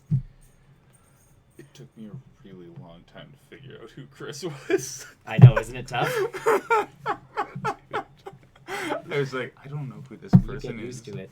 Is it What are you talking? Oh. Jen's brother or something? What? Nope. What? We don't call him Chris. Oh, I know that. But that's the piece, is when calling him Chris, it's very alien. Yeah. It comes off the Confusing tongue. for Ross. But yeah, so it's a very cool game. And then Radigan, because and that's where the wording came in with the Maleficent was, it said you cannot place an ally on that space. Well, the ally is already there, so technically the curse is good. Yeah. Ah. That was my... Yeah. Yeah. And That's because fair. we've played that Marvel game Yeah. too many times, where I'm reading it too in depth, and that's where the Ursula thing came in. I'm like, nope, 'cause that's not what it said. But for sure, that's the piece, is Brian very much got well, I've lost, there's no point to me Yeah. playing anymore. And you're like, well, it says Ursula can't move stuff, doesn't say you must have cards. We legitimately went, can we look at your deck? Mm-hmm. Well, yeah. So we went through his deck going, that would work, that would work, that would work, that would work. Not that much. But not that much. But we were pulling cards Yeah. out going, well, and you run through the deck so fast if you know what you're doing, because there's Yeah. legitimately a spot that says discard however many cards you want. And then you have to start or end your turn with 4 cards. So if you have nothing and you're just holding on to them because you're maybe, Oh, it's good. You can you're clear your hand no, out. stop maybeing. If you're Get not rid going to of 'em. use it, Yeah. ditch them. Because Brian's always you run through your deck 2 or 3 times a game depending on which character I'm playing. And I'm like, Well, because I'm either looking for a card or but I did that with when I was playing Hades. Yeah. And the problem was I had Titans in my hand. I'm like, hey, I can't play them all at once right. because if I stack it, because you guys did, Yeah. We so stopped. together. There's cards to go, okay, they're trapped. And whoever's trapped on that space, so, okay, all my Titans are trapped. Yeah. And I have to find a different card to go, okay, No they're whirlwind unlocked. effects. No Yeah. whirlwind effects. I think that's But what some of the I think decks are that's what really it's called. find card, play card. Mhm. Jafar, you have to find the Scarab to unlock the Cave of Wonders to get the lamp to there's those pieces. So if you're playing Jafar, if you do not have that Scarab in your hand, those cards are pretty much useless. Yeah. You want that Scarab. If there's a card in your hand that's the next card that you need, get rid of the rest of them. Yeah, hold keep that, that one. and grab 3 because Yeah. you just want to. Welcome to the those. world of trading card games. And I think his Scarab was at the end, too. It was his 4th last card on Jafar. We knew where it was. Yeah, 'cause we Do got you to look deck through his if deck. if you deck out, do you lose? No, you just You just reshuffle. reshuffle. Oh, okay. No, you legitimately just keep even the Fate deck. So once you go through, you kill all the heroes, they can come back to haunt you. So the Fate deck you want to play as close to the chest as possible because some of those heroes are an absolute pain in the ass, and that's their whole. Well, point. because you know the movies, Sure. and that was my whole thing with Hercules. The Hercules. Yeah. Is okay. Where's Zeus? Where's Yeah, where's you're- Hercules? Yeah, you're aiming for the big And heroes. then you to guys come are out. giggling. It's like, oh, you have one of them. Yeah. Great. Or you end up with a card there's the Peter Pan, the Captain Hook one, Michael. The littlest of kids gains extra attack power for every other ally on the board. So he can become and then you can attach a card to him that says you must destroy Michael before, or this card before any other ally card. Oh. So legitimately you can boost him up to 12 attack power, which means you have to use all of your allies just to take out one card. Meanwhile, like Peter Pan's like, "What's up? I can fly everywhere!" Ha ha ha! Like you take out the ability to kill Peter Pan by being like, you have to go out for the smallest child, who is the most powerful person on this board. You would think that. But you wouldn't. It's the unexpected. Like, yeah, you're not expecting Michael to have any juice, but he's got some juice. Like you're expecting Peter and Tink to probably be the like people. Yeah. And meanwhile, it's like, nope, Michael. Like even the Maleficent wasn't done. And Rufio. That's Hook. That's Rufio. wrong studio. Oh wait. But yeah, it's an interesting game because you do play it going, your task seems so easy, you're gonna totally beat me. And then you get to the end of the game and you beat them by like one turn, and you're like, oh, never mind, everything's fairly balanced. As long as you're reading and playing, because we had other people join us later in the evening, and then They were loud, and I couldn't focus on Chris Dr. Chris was trying to help, which was one thing. Well, because I knew how to play Hades. So I know. I knew how to do it. Well, no, so you were very helpful, which was good, because if new people come in, you have to help them. But they were also loud. Chris was playing a brand new character. I didn't understand my character. He Oh, didn't this is quite what understand the- his this is character. what those other The people- girls came in, yeah. Okay. Yeah. So yeah, Chris all of a sudden was looking at me and he's like, I don't know what I'm doing. But his board had 800 cards laid out on it. Am I winning? And he's like, what am I doing? And I'm like, I think you're looking for the like. And Facilier, if you like, I had to read through his. remember. I had to read through his thing anyways. You have to. I bet you have to like curse the prince. Or Well, no. You have to play a card into your fortune deck, and then play another card to play your fortune deck upside down, and then one of your opponents draws 3 of those cards, and hopefully they draw one of those 3 cards and not another card that says ignore all the other cards that have been drawn. Oh, so it's just exactly like It's a witch doctor-y tarot card kind of thing. It plays out, and even Emperor's New Groove, instead of 1 fate deck, you have 4, because her whole thing is find the prince and kill him. But your opponents, when they fate you, instead of drawing the top 2 cards of your fate deck, they just pick up an entire fate deck, can go through it as much as they want, and be like, I play this one to that place, That sounds annoying. and then shuffle and put it back, so they can totally screw up all of your fate decks themselves. That sounds annoying. But it fits, and then Kronk has to be the one that kills the llama, but Kronk can actually switch sides, given enough, like, turns or whatnot, like whatever he's doing. Yeah. And then the Great Mouse Detective, I think, is really cool, because if he's Ratigan dressed up all, like, fancy, he builds the robot queen to infiltrate the castle and steal the jewels. Okay. That's your objective. If Basil comes out, Basil can destroy that card. If so, you flip Ratigan over, and he becomes, like, the crazed one, and his new objective is to kill Basil. Okay. So you can work the whole game to, like, get the queen out and move her towards Buckingham Palace and the whole 9 yards, and you're, like, owning it. One person fates you and is like, Basil destroys the queen thing. Screw it. You have to flip over and start a whole new objective. Yeah. But it fits the movie. It fits the character. Like, Scar fits. They all fit. I just want to play Scar. I just want to play Scar now. Kill Murder everything. everyone. Well, but that's kind of like, if you He look wants at to the try movies. to murder everyone. He just wanted to rule. Well, but Iron if you look at Fist. what happens to, like, the Pride Lands, he does. They go on a killing spree. They just don't kill main characters because you need main characters. Don't kill lions. Huh? Lionesses. They could have killed some of the lionesses. They might have. They just didn't kill the important ones, like Sarabi or Nala. That's specific. Because you Or need them in Nala's the... mom. Well, in the cartoon, we don't really... You wouldn't know that that's Nala's mom. They more point that out in the Jon Favreau film. That's a Jon Favreau edition, not, like, classic. But essentially, yeah, Scar can kill Timon and Pumbaa and Simba and Mufasa and... And you know what? He probably would have done it if he was in that Oh, area. yeah. Right. Absolutely. But that's the piece that I kind of find really funny is, like, you're legitimately like, well, they're dead. And it's like, well, they're not dead. They're just, no, they're dead. I'm a villain. I have clearly killed them. Yeah. Until they Also, come back I'm a through the lion, fate and deck. I clearly ate them. Yeah. Yum, yum, yum. I I'm need- Captain Hook. I could have eaten Peter Pan. You don't know. That's very Feed him to possible, TikTok. yeah. Yeah. Weirdos. Yeah, it's a cool game. But yeah, it takes a while to play. It's one of those games. So. Couple hours. Yep. Jump back to the NHL real quick. Yeah. Because I have done other things than play What? Score goals. What? Yeah. What? Yeah. Me too. Score goals. Well, I have learned how to score goals. I can't. Other than that, mainly ones. Ones is fun. It's frustrated. One on one. It's frustrated. Yep. I have reached diamond level. This is the highest level you can go. They quickly lost 2 games in a row and got demoted. Me too. Because those guys are just really good. Yeah. There's definitely different tactics going on in that one because you are by yourself. Mm-hmm.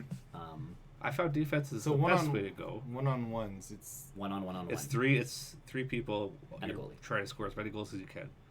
with half the rink. weird. All right.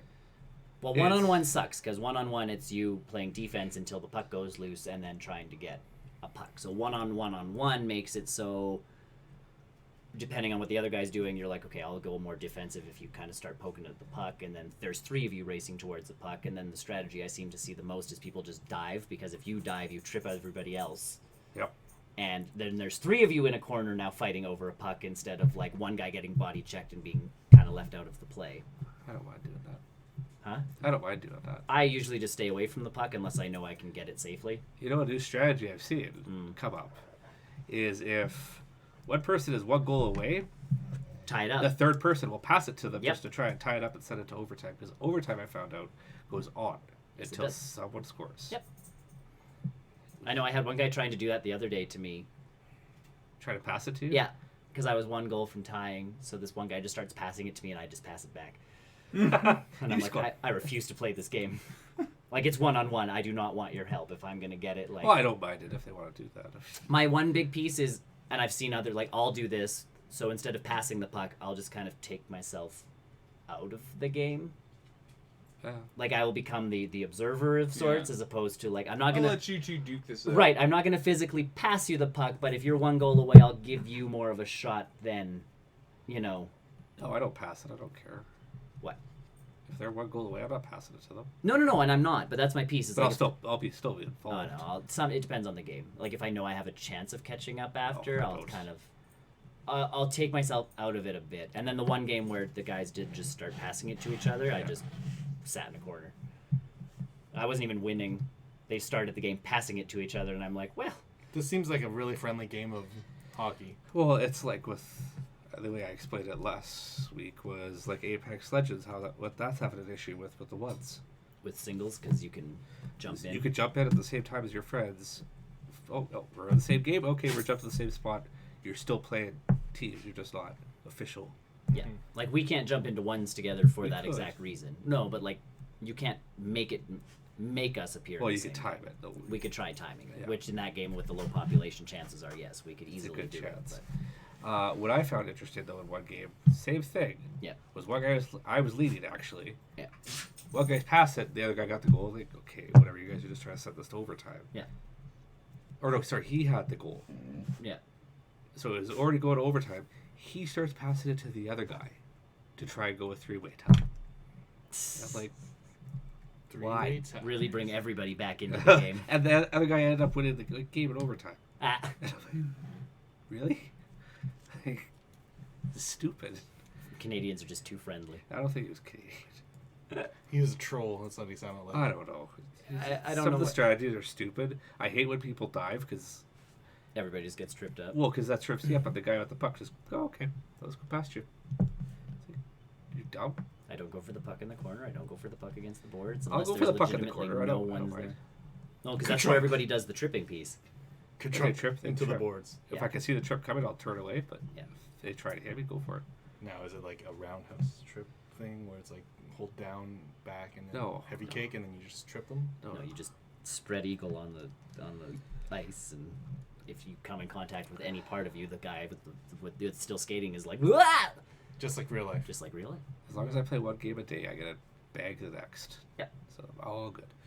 Because Then we need Edmonton Oilers gear. eventually I will get some because it has yet to pop up. It's really frustrating. Played a little bit of being a pro, scored more. Nice. Not much there. Did some 3-on-3s the circuit. Oh yeah. I finished the Western circuit. Like all. the against the computer thing. Yeah. Yeah. I did levels, it all. I got all the 3 stars of the Western circuit. I'm done. Yeah. It's super easy. Yeah, we did that one. Brian and I did that actually one night. I needed someone for co-op for one game and to win. We can do online co-op. And win. Going back to trophies though, we need to win that last game of our long drivers. Trophies. To get the divisional title. Is that a To trophy? get a divisional title and go back to the regular season. Sweet. Does It's that a sound? trophy. Is that challenging? Depends on the We game. get one more point.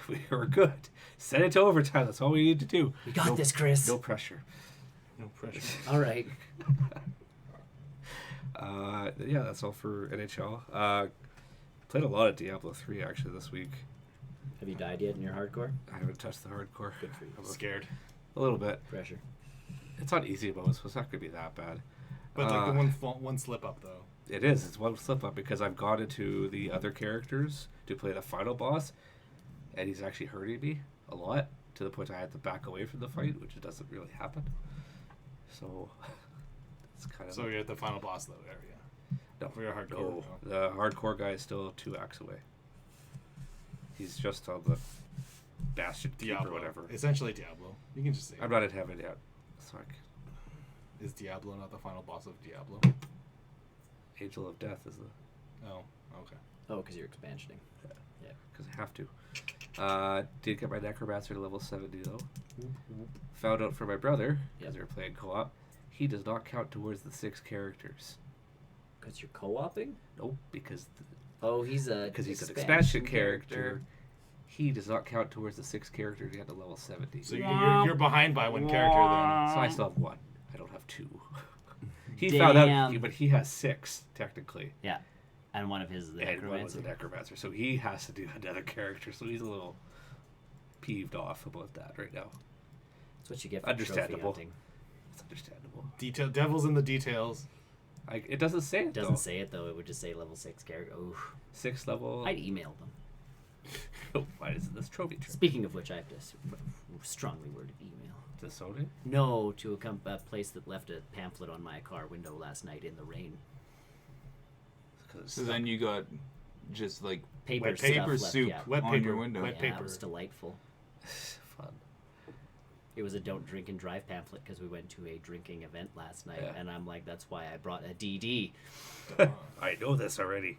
It was essentially like, don't worry about leaving your car here. Like, we'll have people that was a volunteer place. And I mean, it's totally cool. It was a volunteer place that was going to make sure they were in the parking lot all night to make sure your car was cool. I think they have to put it though. No, it was a volunteer thing. They don't have to put anything. Either way, they're getting a strongly worded email for putting paper on my car in the rain. Watch me, and I'll show you. Yeah, You man. should drink before that and then write the email. Get real belligerent. I'll show you. I'll drive over there right now. I'll have my DD do it though, because I'm responsible. I'm a responsible adult going to an event. Yeah, so the continued bounties, all Yeah. that too. I'm at 150 out of 500 I have to do. I could do 25 a day. Almost there. So many. Hey, I knew this was going to be a long grind. Yeah, it was a long one. Other than that, for game-wise, Spyro 3, What's the percentage of platinum on Diablo 3, I wonder? it doesn't matter. I just want to know how many people have done it. What the percentages. Continuous. Oh, lots. I'm looking- People I'm gonna do look- hockey platinums, and those are pains in the asses. Yep. Spyro How was Spyro 3? 3 beat it. Climb ladders. I could climb ladders, yeah. We Really talked good. about that last week. You actually I had climbed no idea ladders. how to do the final boss. I had to look it up. Good for you. Well, because you keep unlocking characters, which I looked up. They are not in Skylanders, so I don't know where Skylanders came in. Very They confusing. started printing plastic toys and calling them something. That's Skylanders. And here's baby. Spyro. Yep. Woohoo. Who was barely in Skylanders. No, because with each boss fight, each person that you unlock through the gem guy comes in and kind of helps you in their own little way Oh yeah. for that boss fight. Cute. I had Agent 9, who's a crazy monkey with a laser. Rightfully so. Totally. He would have to drop stuff down Yep. through a balloon, and which is fine. But they would come in like ghost form, so they were scattered there. They would drop, but I couldn't get on yeah. them. I didn't realize I had to jump a little bit just to activate them. Okay. So I would take them over the vehicle. That took me a little bit because all I was doing was avoiding her because she kept throwing stuff at me. That was a pain. It's amazing how much my need to finishing the levels 100% has dropped though. Oh yeah. Because I'm like, okay, I got enough eggs. I'm going to the final boss. Yeah. I'm not even done every single level is just frustrating. Yeah. Like some of the challenges they really stepped it up in this. Like there's a super power up where it's flying and fireball at the same time, but they're two flying dragons. It's because it's a Chinese. Oh, you're going with the yin yang thing. I guess. Okay. They were blue and red, so Oh, all right. Then never mind. you have to fire at them. All right. 2.8% of people who have played Diablo 3 have gotten the platinum. Yeah. That's nothing for him. I think that's gonna stop me. No. I'm just The trophy is attainable. That's the one I go for. Yeah. Like It just takes a really long time. That's 2 point whatever%. I started this game in 2015, Tony. And I'm it just might saying. take him another 12 years, but by gosh darn it. I'll get it. I lost track of what I was saying now. Spyro. The dragons. Yes. Because you have to fire at them, and you have to keep going, or they start rejuvenating their body parts. There's two of them, but they're going super fast, and they actually shoot fireballs at you, Pew pew. and it's hard to do everything. And when you die, you actually lose a life in this part, and I kind of have run out at points. For shame. Well, no, it's just more challenging. It's Yeah. frustrating. So do you have to beat those to get your trophy? I will have to.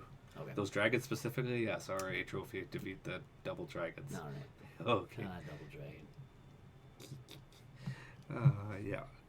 So done that. I think it's time to try and platinum that, but in due time. In due time. Movie wise, Mhm. Christmas Vacation. As early, but all right. Still a solid flick. I mean, Shitters. I think it's probably the better, or one of the It's the best, best. vacation Oh yeah, out of all of them. It's the best vacation. it is. I don't ever Easily. remember. I don't ever remember European, That's because it's the worst out of the vacation films. but it was second. Yeah, Then why did they make the Christmas Vacation if they're? because they were cheap to make, and it's like all of those the National Lampoon stuff. It was cheap to make, and God knows you could just keep doing it. Vegas Vacation, I think, was probably third. Like Wally World comes in at a strong number 2.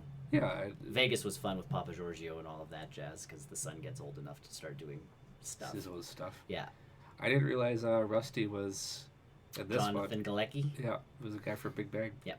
Didn't realize that because Yep. he looks totally different. The kids change in every movie. Oh, I know. I looked it up. I'm just making sure. I That's the looked it up. funniest part about Vacation is The adults. we're never sure if the sister or the brother or the older sibling just be based on like the actor playing them. You're like, oh, clearly it's think an this older is- sister, Yeah. and then you watch one of the other movies and you're like, it's a younger sister His sister's older. in Christmas. And I know they play it up, and in they Vacation, she was. yes, but depending on the actor and actress, it didn't always look that way.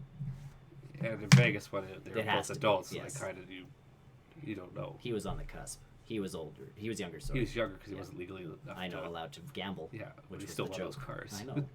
Because he's Papa Giorgio. uh, Hello, Mr. Papa Giorgio. Oh, yeah. So then I watched Alita. I need to, how Battle is that? Angel. How is that? I need to watch that. fun, Decent movie. like fun movie. Did you enjoy it? I loved it. All right. It was a decent movie. I really like the fight sequences. It's in super that. on my list of things to watch. I really like the battle sequences in those. Mm-hmm. All the fights. I like the whole thing. How is the CG? How does it feel? I liked I it. did. I thought it was fine. Yeah. Like it blends well enough from what I've seen. It Well, seemed- I'm also not sure if they did the same kind of thing as they did with Avatar, where they kind of did like a CG overlay of the live action. I'm sure they did. actors. I'm sure it, they did that. It feels like they did that, and it all kind of meshed together. Like it didn't feel jarring and out of That's place what I at all. thought they did from the trailers and pictures. That's what it looked like to me. It was the ending that kind of bugged me Why? because I get cliffhangers Yeah. or leading up to the sequel type thing, Yeah. but I felt at what point they left it at, you could have just easily finished it off right there. Yeah. Like it didn't leave if they're gonna do a sequel, it didn't leave. I felt it didn't leave much room to do the sequel, unless they're gonna send her off somewhere else. You know what? I think that there's still plenty of room to do the sequel, but at the same time, I feel like it was left off at a It was one of those kind of golden cliffhangers where it's an obvious cliffhanger, but still not one that you feel 1,000,000% needs to be solved in a sequel. It's like, if this leaves off and it only ends up being a one-off, like, it still did wrap up the main plot of the story. It was like, it did. Kind of. It did. Well, we have to go watch this movie now. I do want to watch it. Me too. It does look amazing. It's not like The Golden Compass where you watch it and at the end of it you're like, where's the rest of the movie? BBC's doing that now, though. I don't know. It's going to It's be a a TV TV show. series. Yeah, they're doing a TV series. I don't know. That was the Yeah, only that- thing that kind of really bugged me about it was if I felt that it could have just finished off that little bit it was gonna do. I'm assuming that they probably just want to build up something bigger to work on finishing it off. Maybe. Like, sure, they probably could have just wrapped it up in another, like, 20 minutes or something like that, but they might be planning to insert more plot, and I know that they're planning to do sequels. But it's Sequels. also James Cameron, so they'll Could probably be 10 years. talk about So, planning to do did sequels. James Till Cameron Disney- increase the number of He sequels was those will be. director. Did James Cameron do Battle Angel? He was one of the producers, I think. Okay. So they're going to release this Yeah, movie. right. Disney will buy the theme park rights. Yeah. Take way too long building the theme park, so it's not really relevant anymore. Yeah. And then they'll continue talking about sequels until Yeah. Disney buys Yeah, whatever was they it need to Sky make sure or those sequels get something? made. Is that They'll director? increase the number of Yes. sequels that they're going to do continually, and you'll still never see any concrete evidence that they're Actually actually being making made. sequels. Can't wait for Titanic 3. Titanic 2 is already a movie, so Is it? yeah. Yeah, it's a real thing. They made It's a it. knockoff junk movie, but I it's assumed so. But Titanic. what happens?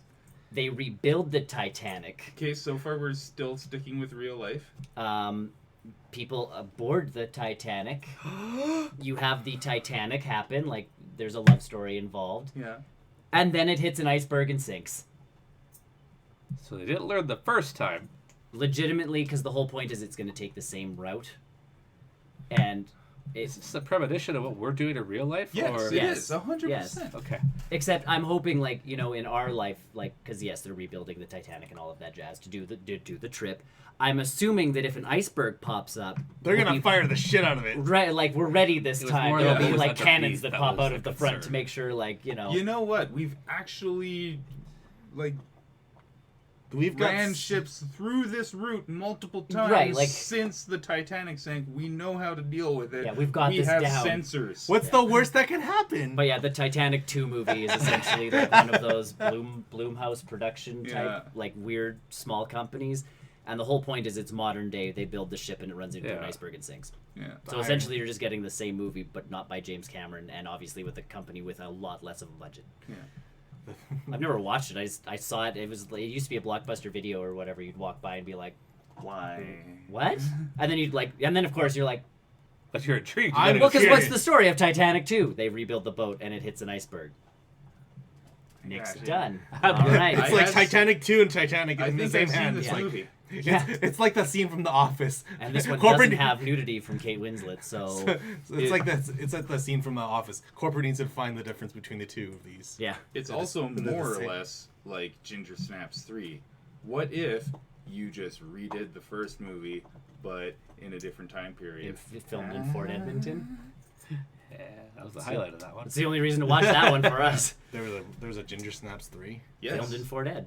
Ginger Weird. Snaps 2 is actually alright. Yeah, Ginger Snaps 2 was good. Yeah. Ginger Snaps 3 was 100% Worse. a period rehash of Of the first movie. Same actresses and stuff Yep. too, wasn't Oh, it? yeah. Like everything happened except they were all wearing weird dresses and It was shit. like Ginger Snaps back to the beginning or something like that. Yeah. And I think that it's supposed to be like, oh, they were destined to be this way. It's all happened before and it's all happening Except they did again the same in Ginger movie. Snaps. And it's like, wow, this sucks so Yeah. badly. I need Yeah. to see a trailer of this because I don't want to watch this movie. But at all. legitimately, the only point of watching it was to be like, I've been there, yeah. because they filmed at Fort Ed So it's like that Christmas in the West the Edmonton Mall movie Yeah. Yeah. with Chris Kattan. Yeah. Yeah. I have never watched that and I'm never going to. Legitimately, it's one of those things again where you're just like, I know that part of the Yeah. mall. I know that part of the mall. Oh, it doesn't work. It's not there anymore. That mall's changing all the time though. Yeah. That's true. The final movie I watched consistent about them all. Yeah. was Michael Park by Detective Sears. Pikachu. Detective Pikachu. Heck yeah. That was a good movie. Yeah, it So was. good. So good. So fun. Yeah. So good. No, There's- that was a stellar movie. So fun. And Ryan Reynolds is great. I kind of figured that Ryan Reynolds was his dad. Yeah. Just the way they It's kept not- hiding the face all It's the time. not hard to figure that out. Yeah. Well, 'cause I never played the game, though, so this Neither is did all... I. It was, No, that but that was like- the most telling part of that whole movie for me. I'm like, it's gonna be his dad. I wasn't ready for it. I just wasn't paying attention. I My guess, only but- my only piece to that was I'm like, they won't make him a white guy. Like that was my big takeaway. Was I'm like, nah, and then it's like dad, and I'm like, they did. And it's the Kudos. and it's the Ryan Reynolds. It's voice, and then he's got the Pikachu still with the hat. He nailed Pikachu so much. So Mhm. He good. did so good at that. It's basically just 90% ad libs. Oh, yeah. It is, and they've admitted to that. Is they filmed the movie and then he got to do his voice style. Like he's even said he's like it's unfair to everyone else in that movie because you can pretty much just you get the last word every time because they don't have a chance to refilm their scenes. He's like they say something and I can rattle off 12 lines. Yeah, that was good. I do agree there should be more Pokemon battles. It wasn't that kind of movie though, so I understand. Rhyme City not. wasn't that kind of city. Yeah, but... Like they wrote it in as a like because of there's- what happened, I think that you can get away with it now. Oh, the next movie definitely. There's going to be an like, expectation now. like I said, you can definitely in a next movie that's not necessarily Detective Pikachu, but in another Pokemon movie, definitely. When before I saw this, I'm like they would never do like trainer going from gym to gym trying to become Pokemon. Matt, you could totally do the upstart underdog story of guy trying to get. I would into- love to Would see you- a but Team would you Rocket movie. have- But would you have the guy tell the Pokemon what to do, or would the Pokemon just do it? I feel like it'd be more like Because a if- coach in the corner. Kind Right. of Because thing. but the Pokemon don't understand you, though. And they can't feel that you want them to do this move. But they wrote that into the story of like They understand the yeah, feeling they know behind each it. other like what they're feeling. saying, but they don't know the specifics. But it's like, oh, you want me to use tackle? Okay. And I felt a lot of it was still like training. Like my dogs don't understand me, and one still talks to them because they're my dogs. But my dog knows sit. But they understand the tone of your voice. Correct. It has nothing to do with the word necessarily being sit, but they understand everything behind. Like they'll hear the it, but not necessarily. And again, the look and the command and all of it. I think that's how they'll play it. Is coach in a corner like bubble beam, and the Squirtle or Blastoise or whatever will know like, okay, when he yells that, he wants me to do the thing, bubble thing. the one of the 4 moves that I know. Well, and that's that's what I actually liked about the movie was he starts rattling off through all of the moves that Pikachu could know. So if we do get a Pokemon battle, it will just be all out like we're not stuck to 4 moves. So I think they will definitely be jumping around and doing that kind of jazz on their own. Like it won't be like dodge the attack, but it'll be like use this so this happens. As a Detective Be curious Pikachu. how they do it. I'm ready for anything. I'd like to see a weird like Team Rocket movie. That would be really fun to see. Well, you look at the actual name of it. It starts Pokemon, Detective Pikachu. So you could just go with Pokemon, and then oh no, we've talked about that. Their branding was much better than the Harry Potter stuff, Yeah. where So- they went with I don't put it alphabetically like that in my system or my. it's Detective Pikachu. Yeah. Because it's more of the this is it's from this. It's series. a story. It's a story from the Yeah. Pokemon universe. Yeah. from Like the Pokemon. Star Wars, a Star Wars story. Yeah. Correct. But like I But say, what the Harry Potter stuff with the instead of going with Fantastic Beasts, Fantastic Beasts, they should have done Wizarding World, Blah, blah, blah, you with know, subtitle, Fantastic Beasts, because Or- that way you don't have to stick with or Newt for your movies and this and that. or and Wizarding everything. World: The Crimes of Grindelwald. Right. That fits way better than all of a sudden you have You to have to stick your shoehorn- Fantastic Beasts guy into all of your movies now. Yeah. Pokemon left it very open where it's like, this is a Pokemon film, Detective Pikachu. It could the be- next one doesn't have to have any of the same characters. As long as it says Pokemon on the front. Have Yeah. Ash or No. No, Red. you don't. No, I think it, red. No, you don't do red. I think you go absolutely on don't do red. like the same He ki- doesn't you- talk. Blue. Blue. Well, blue. Why would you want to don't do wanna blue? follow You follow a parallel story to Reds Yeah. if you're going to do one, and Yeah. it's the underdog story of kid who Yeah. know, You goes would through not it. do red. And don't do Ash because And Ash is no. no. Stupid. You don't touch. You don't touch Ash. And you don't do live action Ash. I feel Yeah. because as there's soon- too much So on. when you go to the gyms, would you do live action Brock and Yes. Misty and all Yes. the Lieutenant Surge? Yes, you do. Maybe. I think you do. those characters are synonymous with the Kanto Could region. you fit all 8 badges into No. 2 hours? But here's my thing. I don't think that movie would be any fun. I would love to see something like side story stuff. Or mine, like Go I say, take on is Team the, Rocket Yeah. or it's the while trying to do underdog badges? thing. Like maybe he's already got the badges, and now it's the like Master, leading up to that stuff. Final Four, whatever they're. You play it like a sports movie. Like that's my thing. Or you don't show half the gyms in between. Yeah, like you do the lesser known. first couple. You do the and first, then- like he's gonna lose to Brock in the first one, then he's gonna go back and face Brock after like training whatever. I think- and then you Or show don't go that. in any specific order. Or no specific order. I think you do a wildly different story. I don't think you do badges. I honestly. Or My have thing is the legitimately Sun and Moon. story, because then you skip Yeah, 7 Sun in and Moon. between, then he Yeah. fights the dragon Well, guy. like and- you montage it. Yeah. Like you do the clips of him going through after he like. Yeah. And it's I just, love that he sung that song too. I know. But like that's the thing, you montage most of the gyms. Yeah. Finish off, and then like the big game is now your Elite Four. Yeah, well, it's like any I- tournament fighting movie. You have like the first few, you have a few characters that you do, but there's also a lot of montage fights that you I go don't through. see. I think I'm of the other mindset. I don't think I would like to see that. I would want to see the other stories in this universe, not like gym battle stuff, not But you like could. Elite Four stuff. I think I my don't only think- thing is the other stories are like Nurse Joy. No, there's anything. There's all kinds. There's all kinds of other things that you can do. You could do Team Rocket. You could do Galactic. You could do Team Plasma. You could do. You're just going through all the bad guy stories. Yeah, absolutely. Why not? Like that would be once so. you do one, you don't need to do the rest. Or And you- Team Rocket is kind of the or you- iconic one. or if you do if I thought that's what the R stood for a while. what? On the vial. Oh yeah, that's what everyone thought too. Yeah, I was hoping.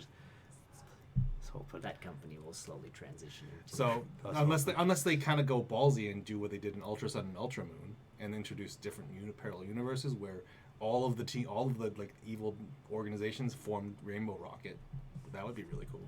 But I you don't can't know. make a movie about that though, because Yeah. you would like that. Most everybody else would be very confused. I think you go Team Rocket just Yeah, you start with Team Rocket. Like I would love to see a Pokemon Rocket movie. and have Giovanni as the last guy you beat up. I would see the other way around, like make it as a villain movie, like how. Oh. I would see that, like the story of Giovanni. I would love to see that. The Godfather done by Pokemon. Done. You had me. It's not a kids movie anymore, but there's like a Whatever. ponytail head in someone's bed. A little Yeah. Charmander. That's everything for me. Not a friendly Charmander at all. Well, What up? it's been a little while. Yeah. Have you added anything to your list? He has. Well, I Did see. you Yes. add it to Brian's list? so this I don't know. Yeah, it's Brian's book. I put it in This- front of you. I always write in Brian's I book. know. That's why I Perfect. put it in. Yeah, you replace Brian whenever he's not here. This is I know. yeah. It's weird. All right. Not every time he's not. No, here, I'm sure. but like But- yeah.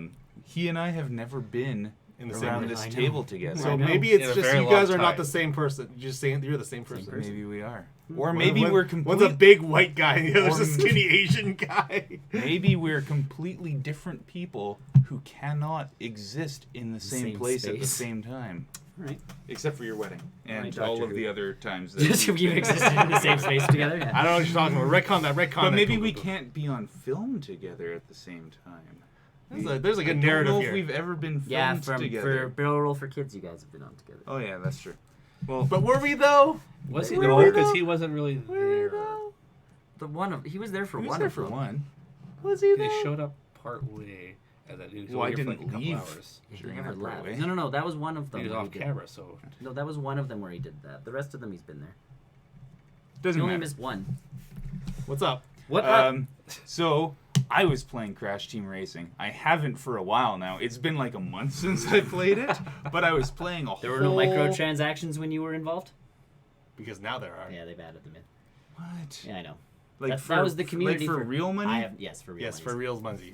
Even though they said they wouldn't. And I don't know what's involved in the real life money transactions, but Because like the way that they had the system before is that you'd earn your in-game currency Yeah. Correct. to Just purchase whatever Yes. you want that's active in just the like system. just like a regular racing game would be. A regular non I cannot comment on microtransactions other than they're stupid. Yes. What I will comment on, as far as the remake of Crash Team Racing in general is, I like that they seem to have taken out some of the track exploits from the original. Okay. Have they? Some of them. Like there's How am I still supposed to win? like there's still shortcuts. Right. So like, But like not the ones that they. exploits are different the, than shortcuts. The intentional shortcuts are still there, but like I remember I was having a lot of trouble with Hot Air Skyway, and I wanted to look up some videos on YouTube to see if there was some little thing I was missing, and there was an exploit where like they would drive forward and then turn around on a certain part of the track and jump over a wall and then keep going. And you can't do that anymore. Sounds They like eliminated that. They've raised a wall or put an invisible wall where it Sounds like a lot of Mario Kart 64. They have raised like the height of the fence dividing these walls so you can't jump over it anymore. What the biggest FU is that though? Like, you know, you were so used to doing that in the other one, and all of a sudden the wall's bigger, and you're like, they're on to me. They thought of everything. There's just a sticker on the wall of like, you know. They thought of everything.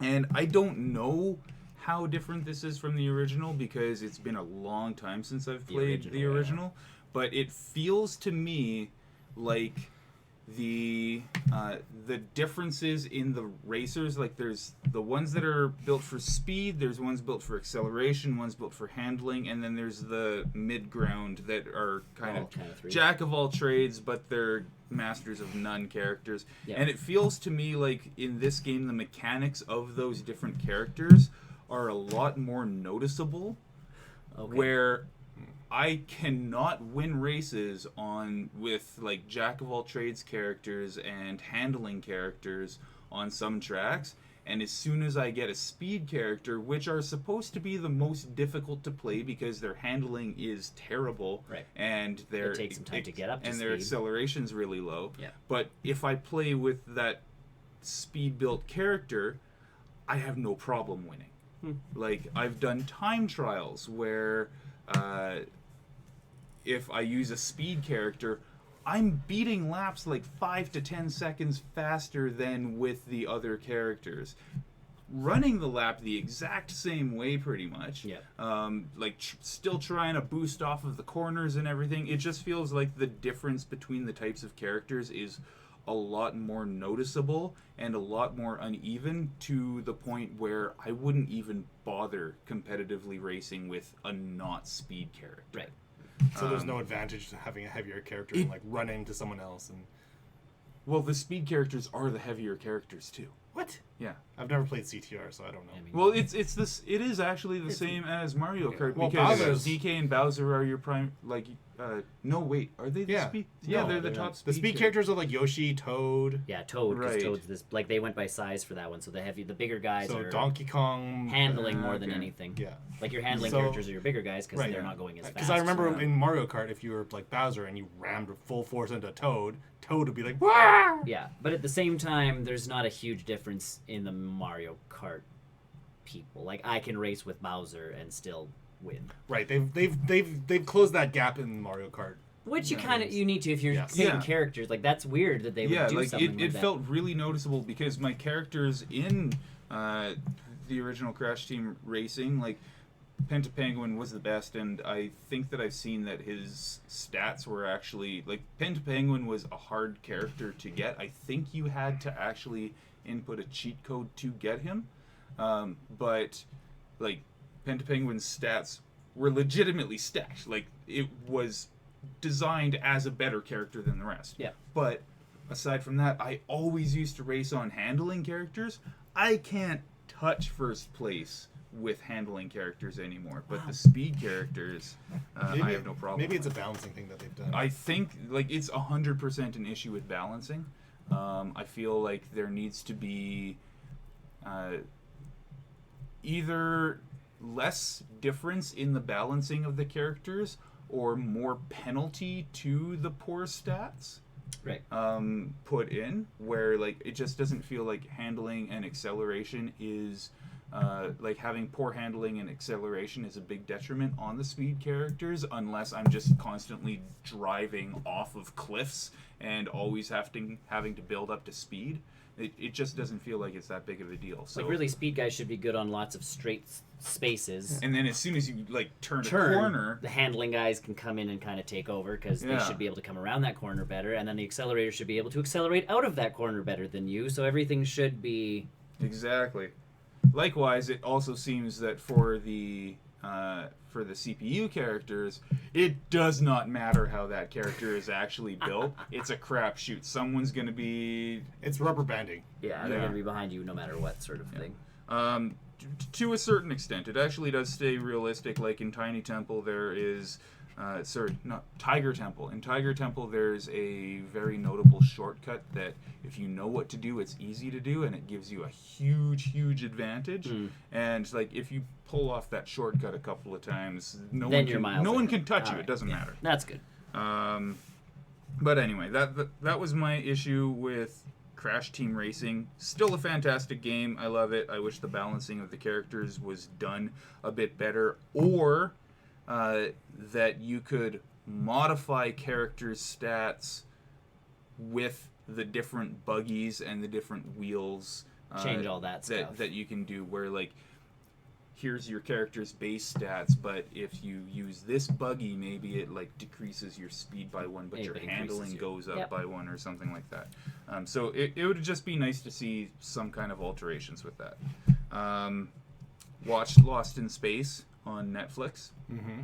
I thought that Lost in Space was exactly what I expected to get out of it. Has anyone else? I've watched part of the season. I've watched part. I'm not sure if I finished it. I know I didn't finish it because I just got bored of it. Fair enough. It's very much it's a very shiny show. It looks beautiful. They put a lot of quality into making it look good, which is important for a sci-fi. But it's a show of no consequences. Is pretty much what it comes down to. Like at the end of the day, you know that everything's gonna end up okay. Oh, okay. It's like the regular, not Avengers Infinity War, but like a superhero movie where the hero's gonna win at the end. Not necessarily, because the hero might win, but they might lose some people along the way. You never know. Like in those instances, there's still Heimdall might die. Yeah, that exactly. But with this one, it's like I don't know. It feels like it's a more family-oriented show where they're just not taking the risks, and you're not as worried about the consequences. Like, is this person in trouble going to die at the end of the episode? No. Yeah, I don't need to finish the episode to know they're not going to die. Yeah.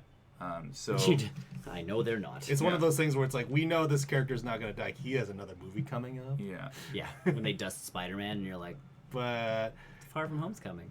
Also, they made Parker Posey's Dr. Smith just a completely unredeemable character. I cannot root for her in any way, shape, or form. She is not relatable. She's just like the essence of pure evil for just the sake of sowing chaos for no reason, it feels like. Yeah. And there's some villains where they can pull that kind of move off, and you're like, yeah, because they're just so evil. Yeah. You're like, yep, cool. They just want to watch the world burn, and that's neat. But they almost try and treat it like it's like she has this dark backstory or whatever. This is her chance for a fresh start. Yeah. And she's doing all the same stuff for no reason. So I will wait till I kill them. Why would you kill them? They don't know that you are this, that, or anything. It doesn't matter. You don't have to keep being a wiener. Yeah. Or if you're going to manipulate people, manipulate them. Yeah. Like, she's very much, from what I remember seeing, it was like, one day I will kill them. And it's like, why are you threatening to kill everybody when you can just use them? Yeah. I'm gonna leave this person behind for No no reason. reason. I could just have them with me and maybe we'll both survive because that person is way better at survival than me. Again, instead, I will leave the person who's keeping me alive Like, behind. Wah! It feels like that character makes poor decisions for the sake of just making the character evil. They're not even realistically poor. Self-preservation, though, with her. it doesn't even feel like self-preservation. It feels like it just doesn't matter. Like, survival is completely secondary to whether or not I can be a dink right now. And It's not been in a while. I'll admit it's been and a not while. in a fun so. way. Yeah. Yeah.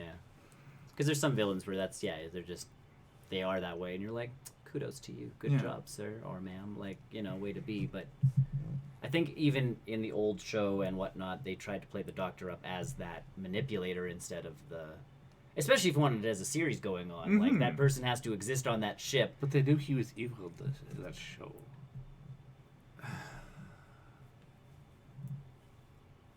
And yet they kept him around. And maybe that's the play, is like, and I think that's where this one could have gone, is that piece. So have her manipulate them and manipulate things. They just don't know she's the one doing it. Well, and it is that way, but just even the manipulations for like, some of what she does make sense, and it does feel there's realistic pieces of for it that- self-preservation. Yeah. But there are other instances where it's just like, there was no reason for you to do this other than being a dink. Yeah. Bloodlust. Yeah. Even explain it that way. I've been reading some Star Wars books that I've had on my shelf for a long time and I haven't read. Are they So- real Star Wars books now, or are they? They part are of that, real like, Star Wars books. But are they like the ones that are Yes, still they're attached? canon. All right. So the first one. How do we determine that Star Wars books are which Star Wars books The are older canon? ones are not. There are a lot of sources online Yeah. where you can look up like Whether it's actually Star extended. Wars canon novels, and it'll give you a list of the ones that are canon. And effectively, the more or less any Star Wars novel that came out since Disney bought Lucasfilm is canon. Okay. But like Heir to the Empire or whatever. Or the original Thrawn trilogy. Yeah. That's not canon anymore. Everything else is considered legends, where it may be true. There may be aspects of truth to it. Oh. Nothing's official. That's a cool way until it shows up in canon. Yeah. That's a cool way of dealing But like, with there's that. the Yeah. ones where Luke and Leia, or not Luke, Han and Leia had kids, and Yeah, yada had yada twins, yada. but- That Dan had twins. Like, all of those stories are obviously kaput because in the movies we have Ben and Yeah. like that kind We of don't stuff. know So if there's another one. I'm assuming that if they were having problems with Kylo, they would have called upon the twins at this point to come and help You don't know that. instead yeah. of looking for No, Luke. I'm saying he was. He was the other twin.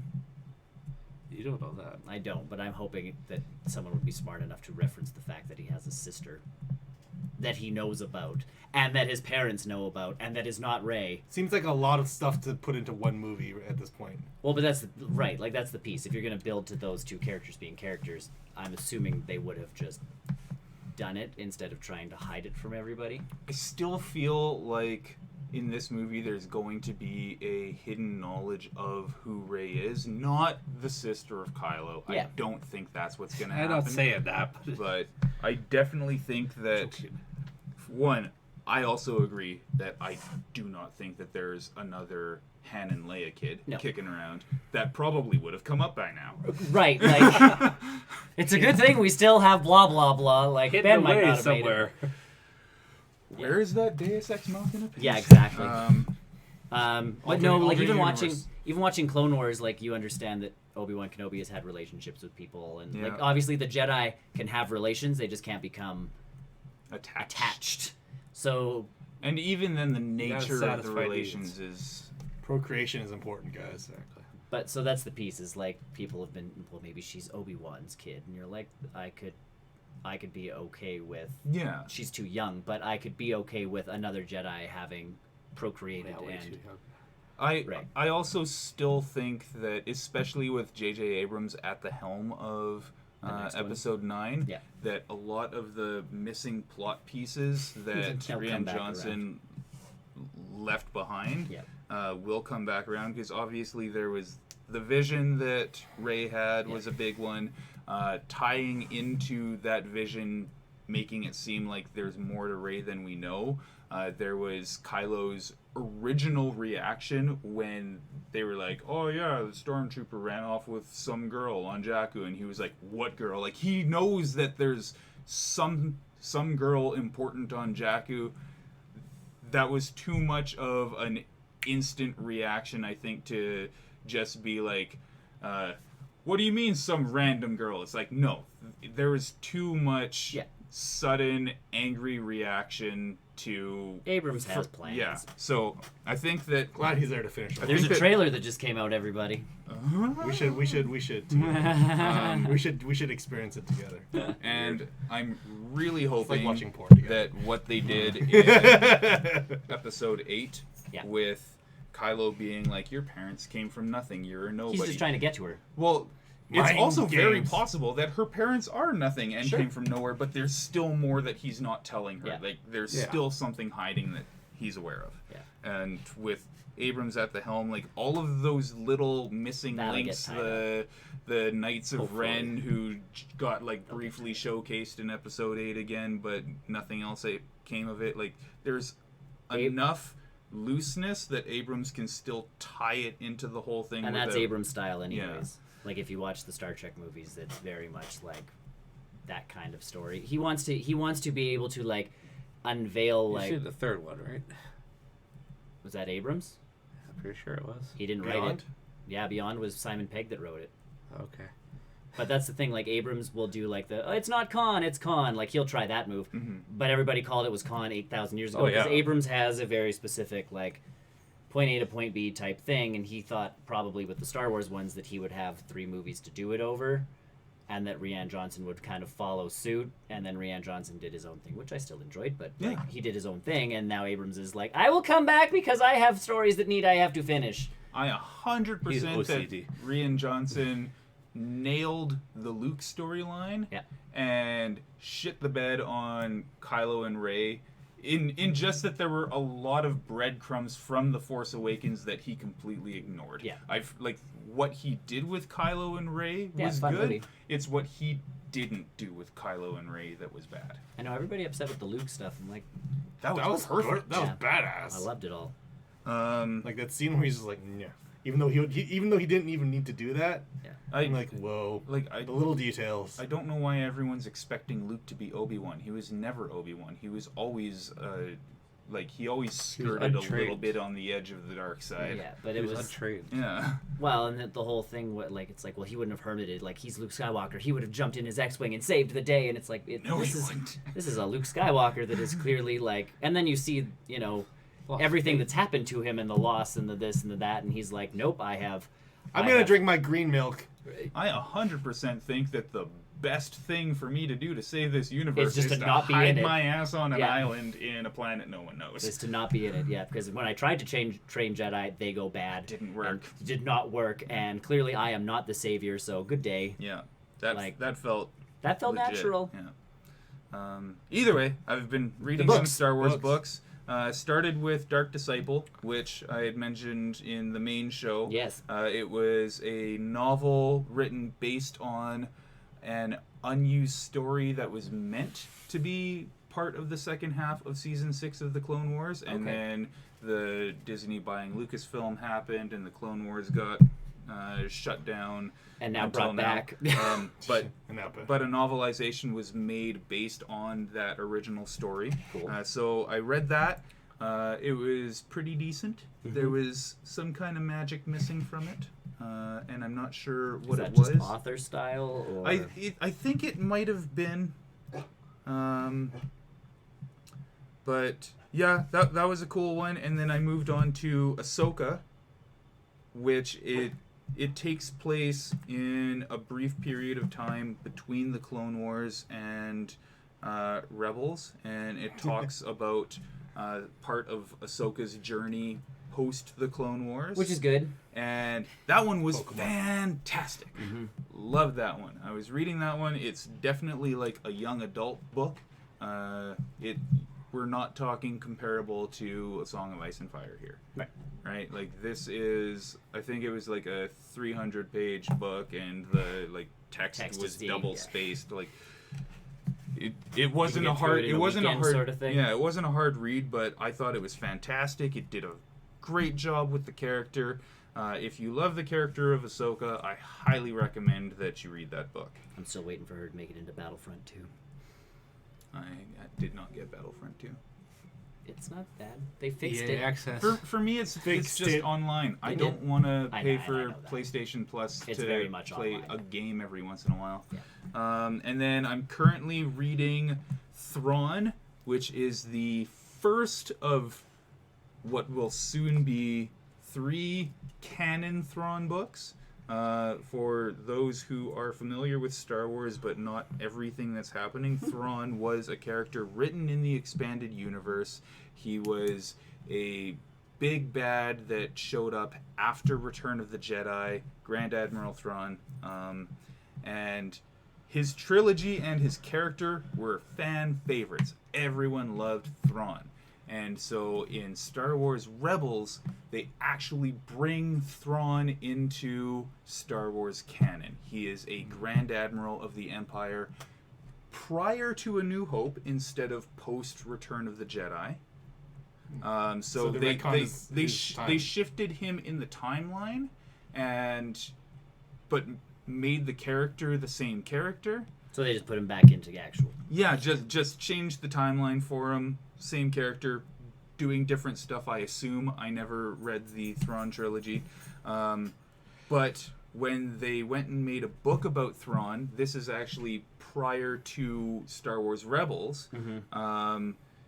They brought back the original author who created Thrawn to recreate his story for canon. Oh, good. And so this is the first of 3 And it's still official now. 3 official Star Wars canon Thrawn novels by this same author. So he's got Very a cool. new Thrawn trilogy, and already I can see why his original Thrawn trilogy was so popular. I wonder how that because- discussion works with like authors and Star Wars and like how they make that discussion of I want to make a canon story for you guys now that you Disney owns Star Wars. This is my proposal for a story.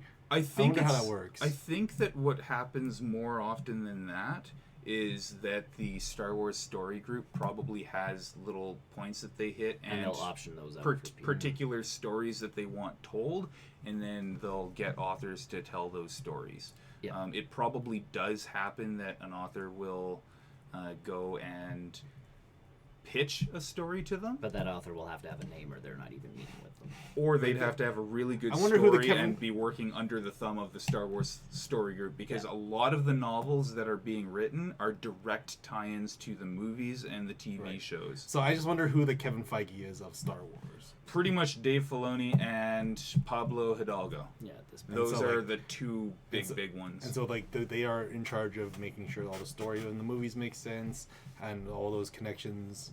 Because we think of like comic books and how Marvel works. It's pittance compared to Star Wars in my mind. Like there's so many more deeper things in Star Wars. Only They because have we to- don't know Star Wars, I think, is the big piece. Like comics, we have Yeah. 80 years of Yeah. backstory where it's like, oh, we're just going to do this and this and this. It connects.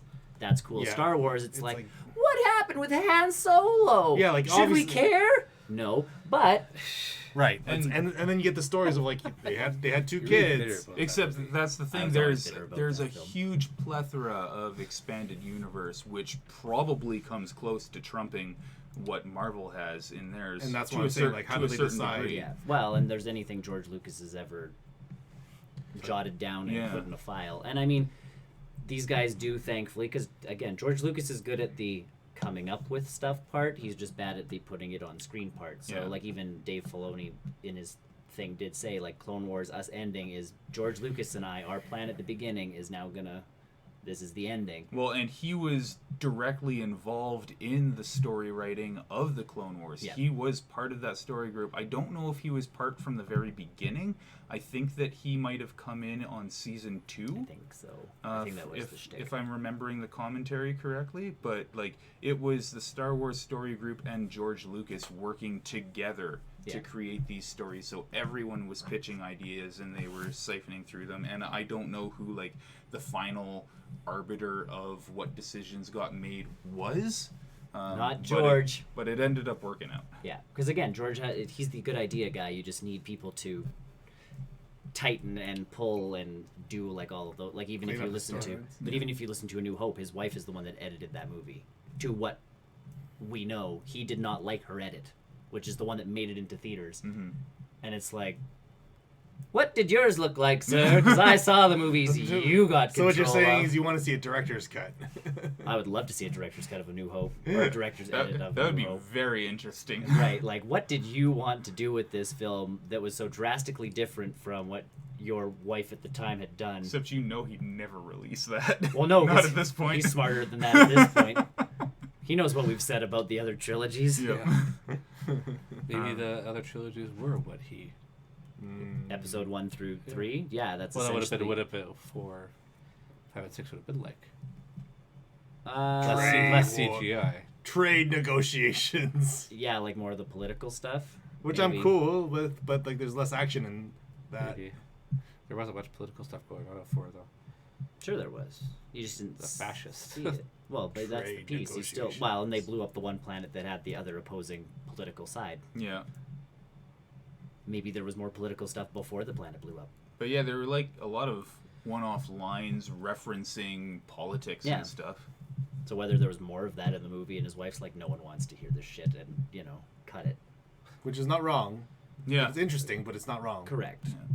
So I don't know, but yeah, the books are always a good way of getting into a lot of that stuff. And One thing very interesting about Thrawn is that with Dark Disciple, it was definitely a Clone Wars story of like Jedi's versus Sith. Yep. With Ahsoka, it was very much your usual Star Wars story of Ahsoka's trying to find her place in life post Order 66. Yep. And ends up having to work against the Empire. In Thrawn, it's like the main meat of the story, and I'm only about halfway through, is currently Imperial interconnection relationships. Like That sounds really it's boring. it's but- no, it's really good because you're actually watching like characters going through the Imperial Academy and what conflicts they have to go up against in the Academy, and then raising ranks within the Imperial Navy, facing court martials and stuff. And so you're actually seeing just Imperial conflict. You're not dealing with Force users. You're not dealing with the Rebel Alliance versus the Imperials. It's just a perspective of a story with only an Imperial setting. see, that could have been the Solo movie. That could have been And it's way different. It's yeah. really cool because now it just Alright. feels like it's a military progression movie instead of Star Wars good versus evil story. See, that's where again, like, Rogue One I thought was pretty cool just because you got that side story where we didn't know anybody, so you got all of those pieces, which was fun. Solo could have gone in that direction where at the end he meets Woody Harrelson's character and the cliffhanger is he gets the gun and goes on some smuggling mission, as opposed, and then because that war scene That was awesome.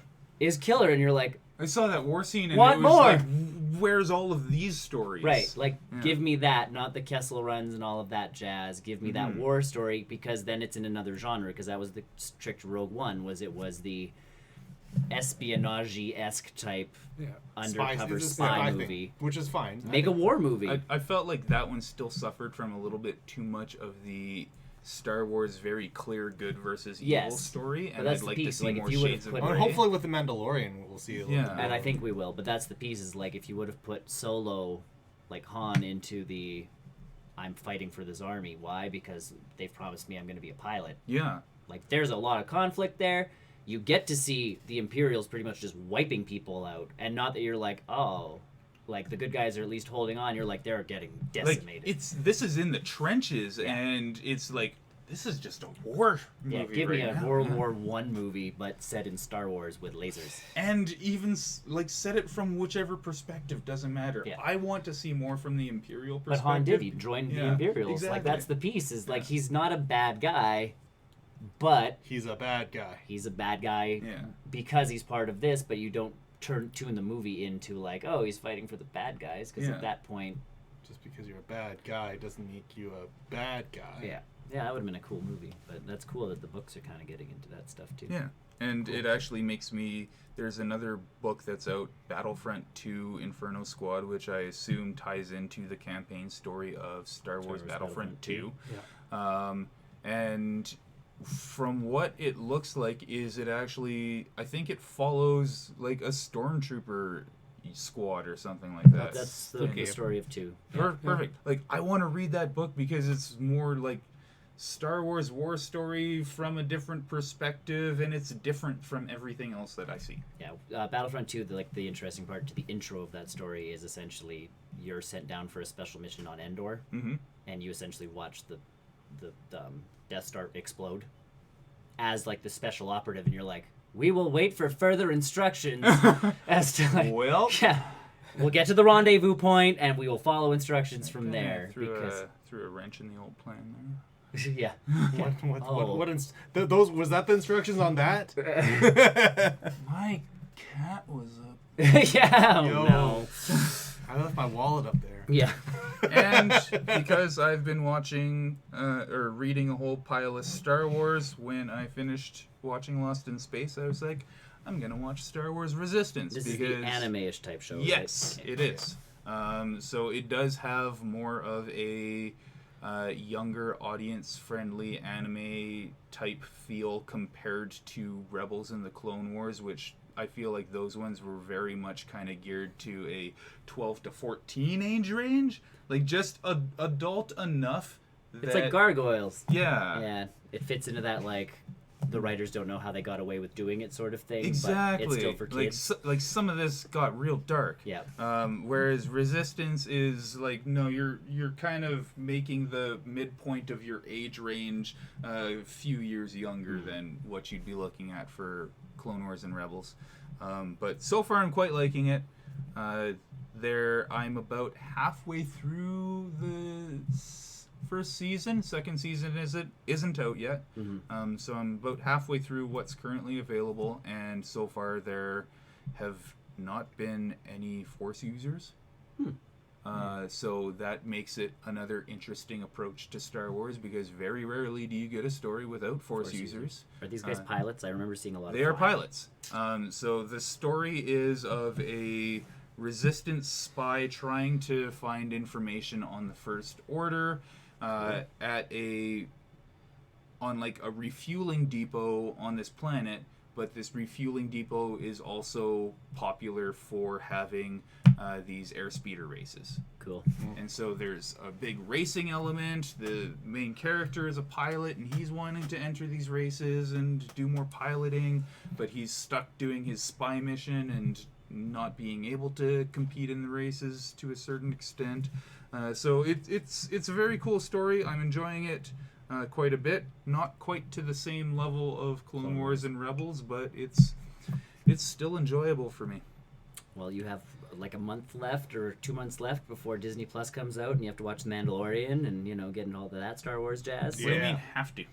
Will. This is not a pressure. Yeah. Have to makes it seem like it's something I wouldn't want to do otherwise. It's like get to before I It's get how to it's more of a ignore the rest of my life and it's watch more like The how am I Mandalorian. gonna it's like how am I gonna watch it on right now is the question more than anything. Yeah. The answer is I will subscribe to, if they have monthly subscriptions. Cool. I will subscribe to the monthly subscription for as long as it takes me to watch The Mandalorian. Yeah, they have monthly So, a subscriptions, or the year subscription is $90 a year. What's the monthly gonna be?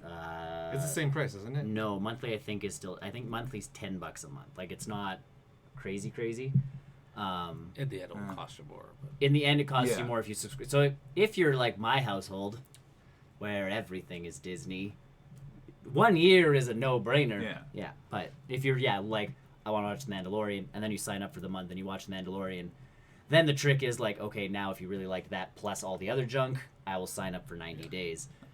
And I think that's how they're trying to hook people. Yeah. Especially with the year-long subscription. I dig that idea. Oh, it's the same thing that Amazon has, where Amazon does you that. can PlayStation does pay- that. Well, and Amazon's funny because I have Prime because I have I like the 2-day shipping. Yeah. For my profession, it's nice where it's like, oh, I need a book. Yeah. 2 days and it's there, or 1 day and it's there. The bonus is I now have a bunch of shows to watch now that I can watch them on my Chromecasts because they've finally unlocked all of that jazz. But yeah, Netflix is that one where we're looking at it going, maybe we'll subscribe to it when we want to watch, like when Sabrina comes back out. Yeah. We'll subscribe, watch Sabrina, cancel. I might just subscription. find it. And I'll pay them for that piece of it. Like that's the thing. I'll if they're Oh, yeah. producing something, I'll give them the cash for it. But Well, on Sabrina, I'll be done that in 2 weeks, and I don't Right. even binge. like that's the thing. Like Yeah. we'll run through it because it's like before we go to bed, Sabrina, and we'll get through 2 episodes, and then we'll like it's nothing. Unsubscribe, done. Yeah. Disney, I know, for me with just the movies, cool. Plus the shows, Mhm. I'm in, and then the Disney Channel stuff, like that's right up my wife's alley, so we're done. Like even Crave right now, we're subscribing to watch Veronica Mars, and then done. I might have it.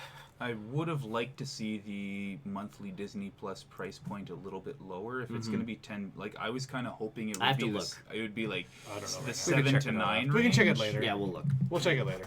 Anyway, that's all I did.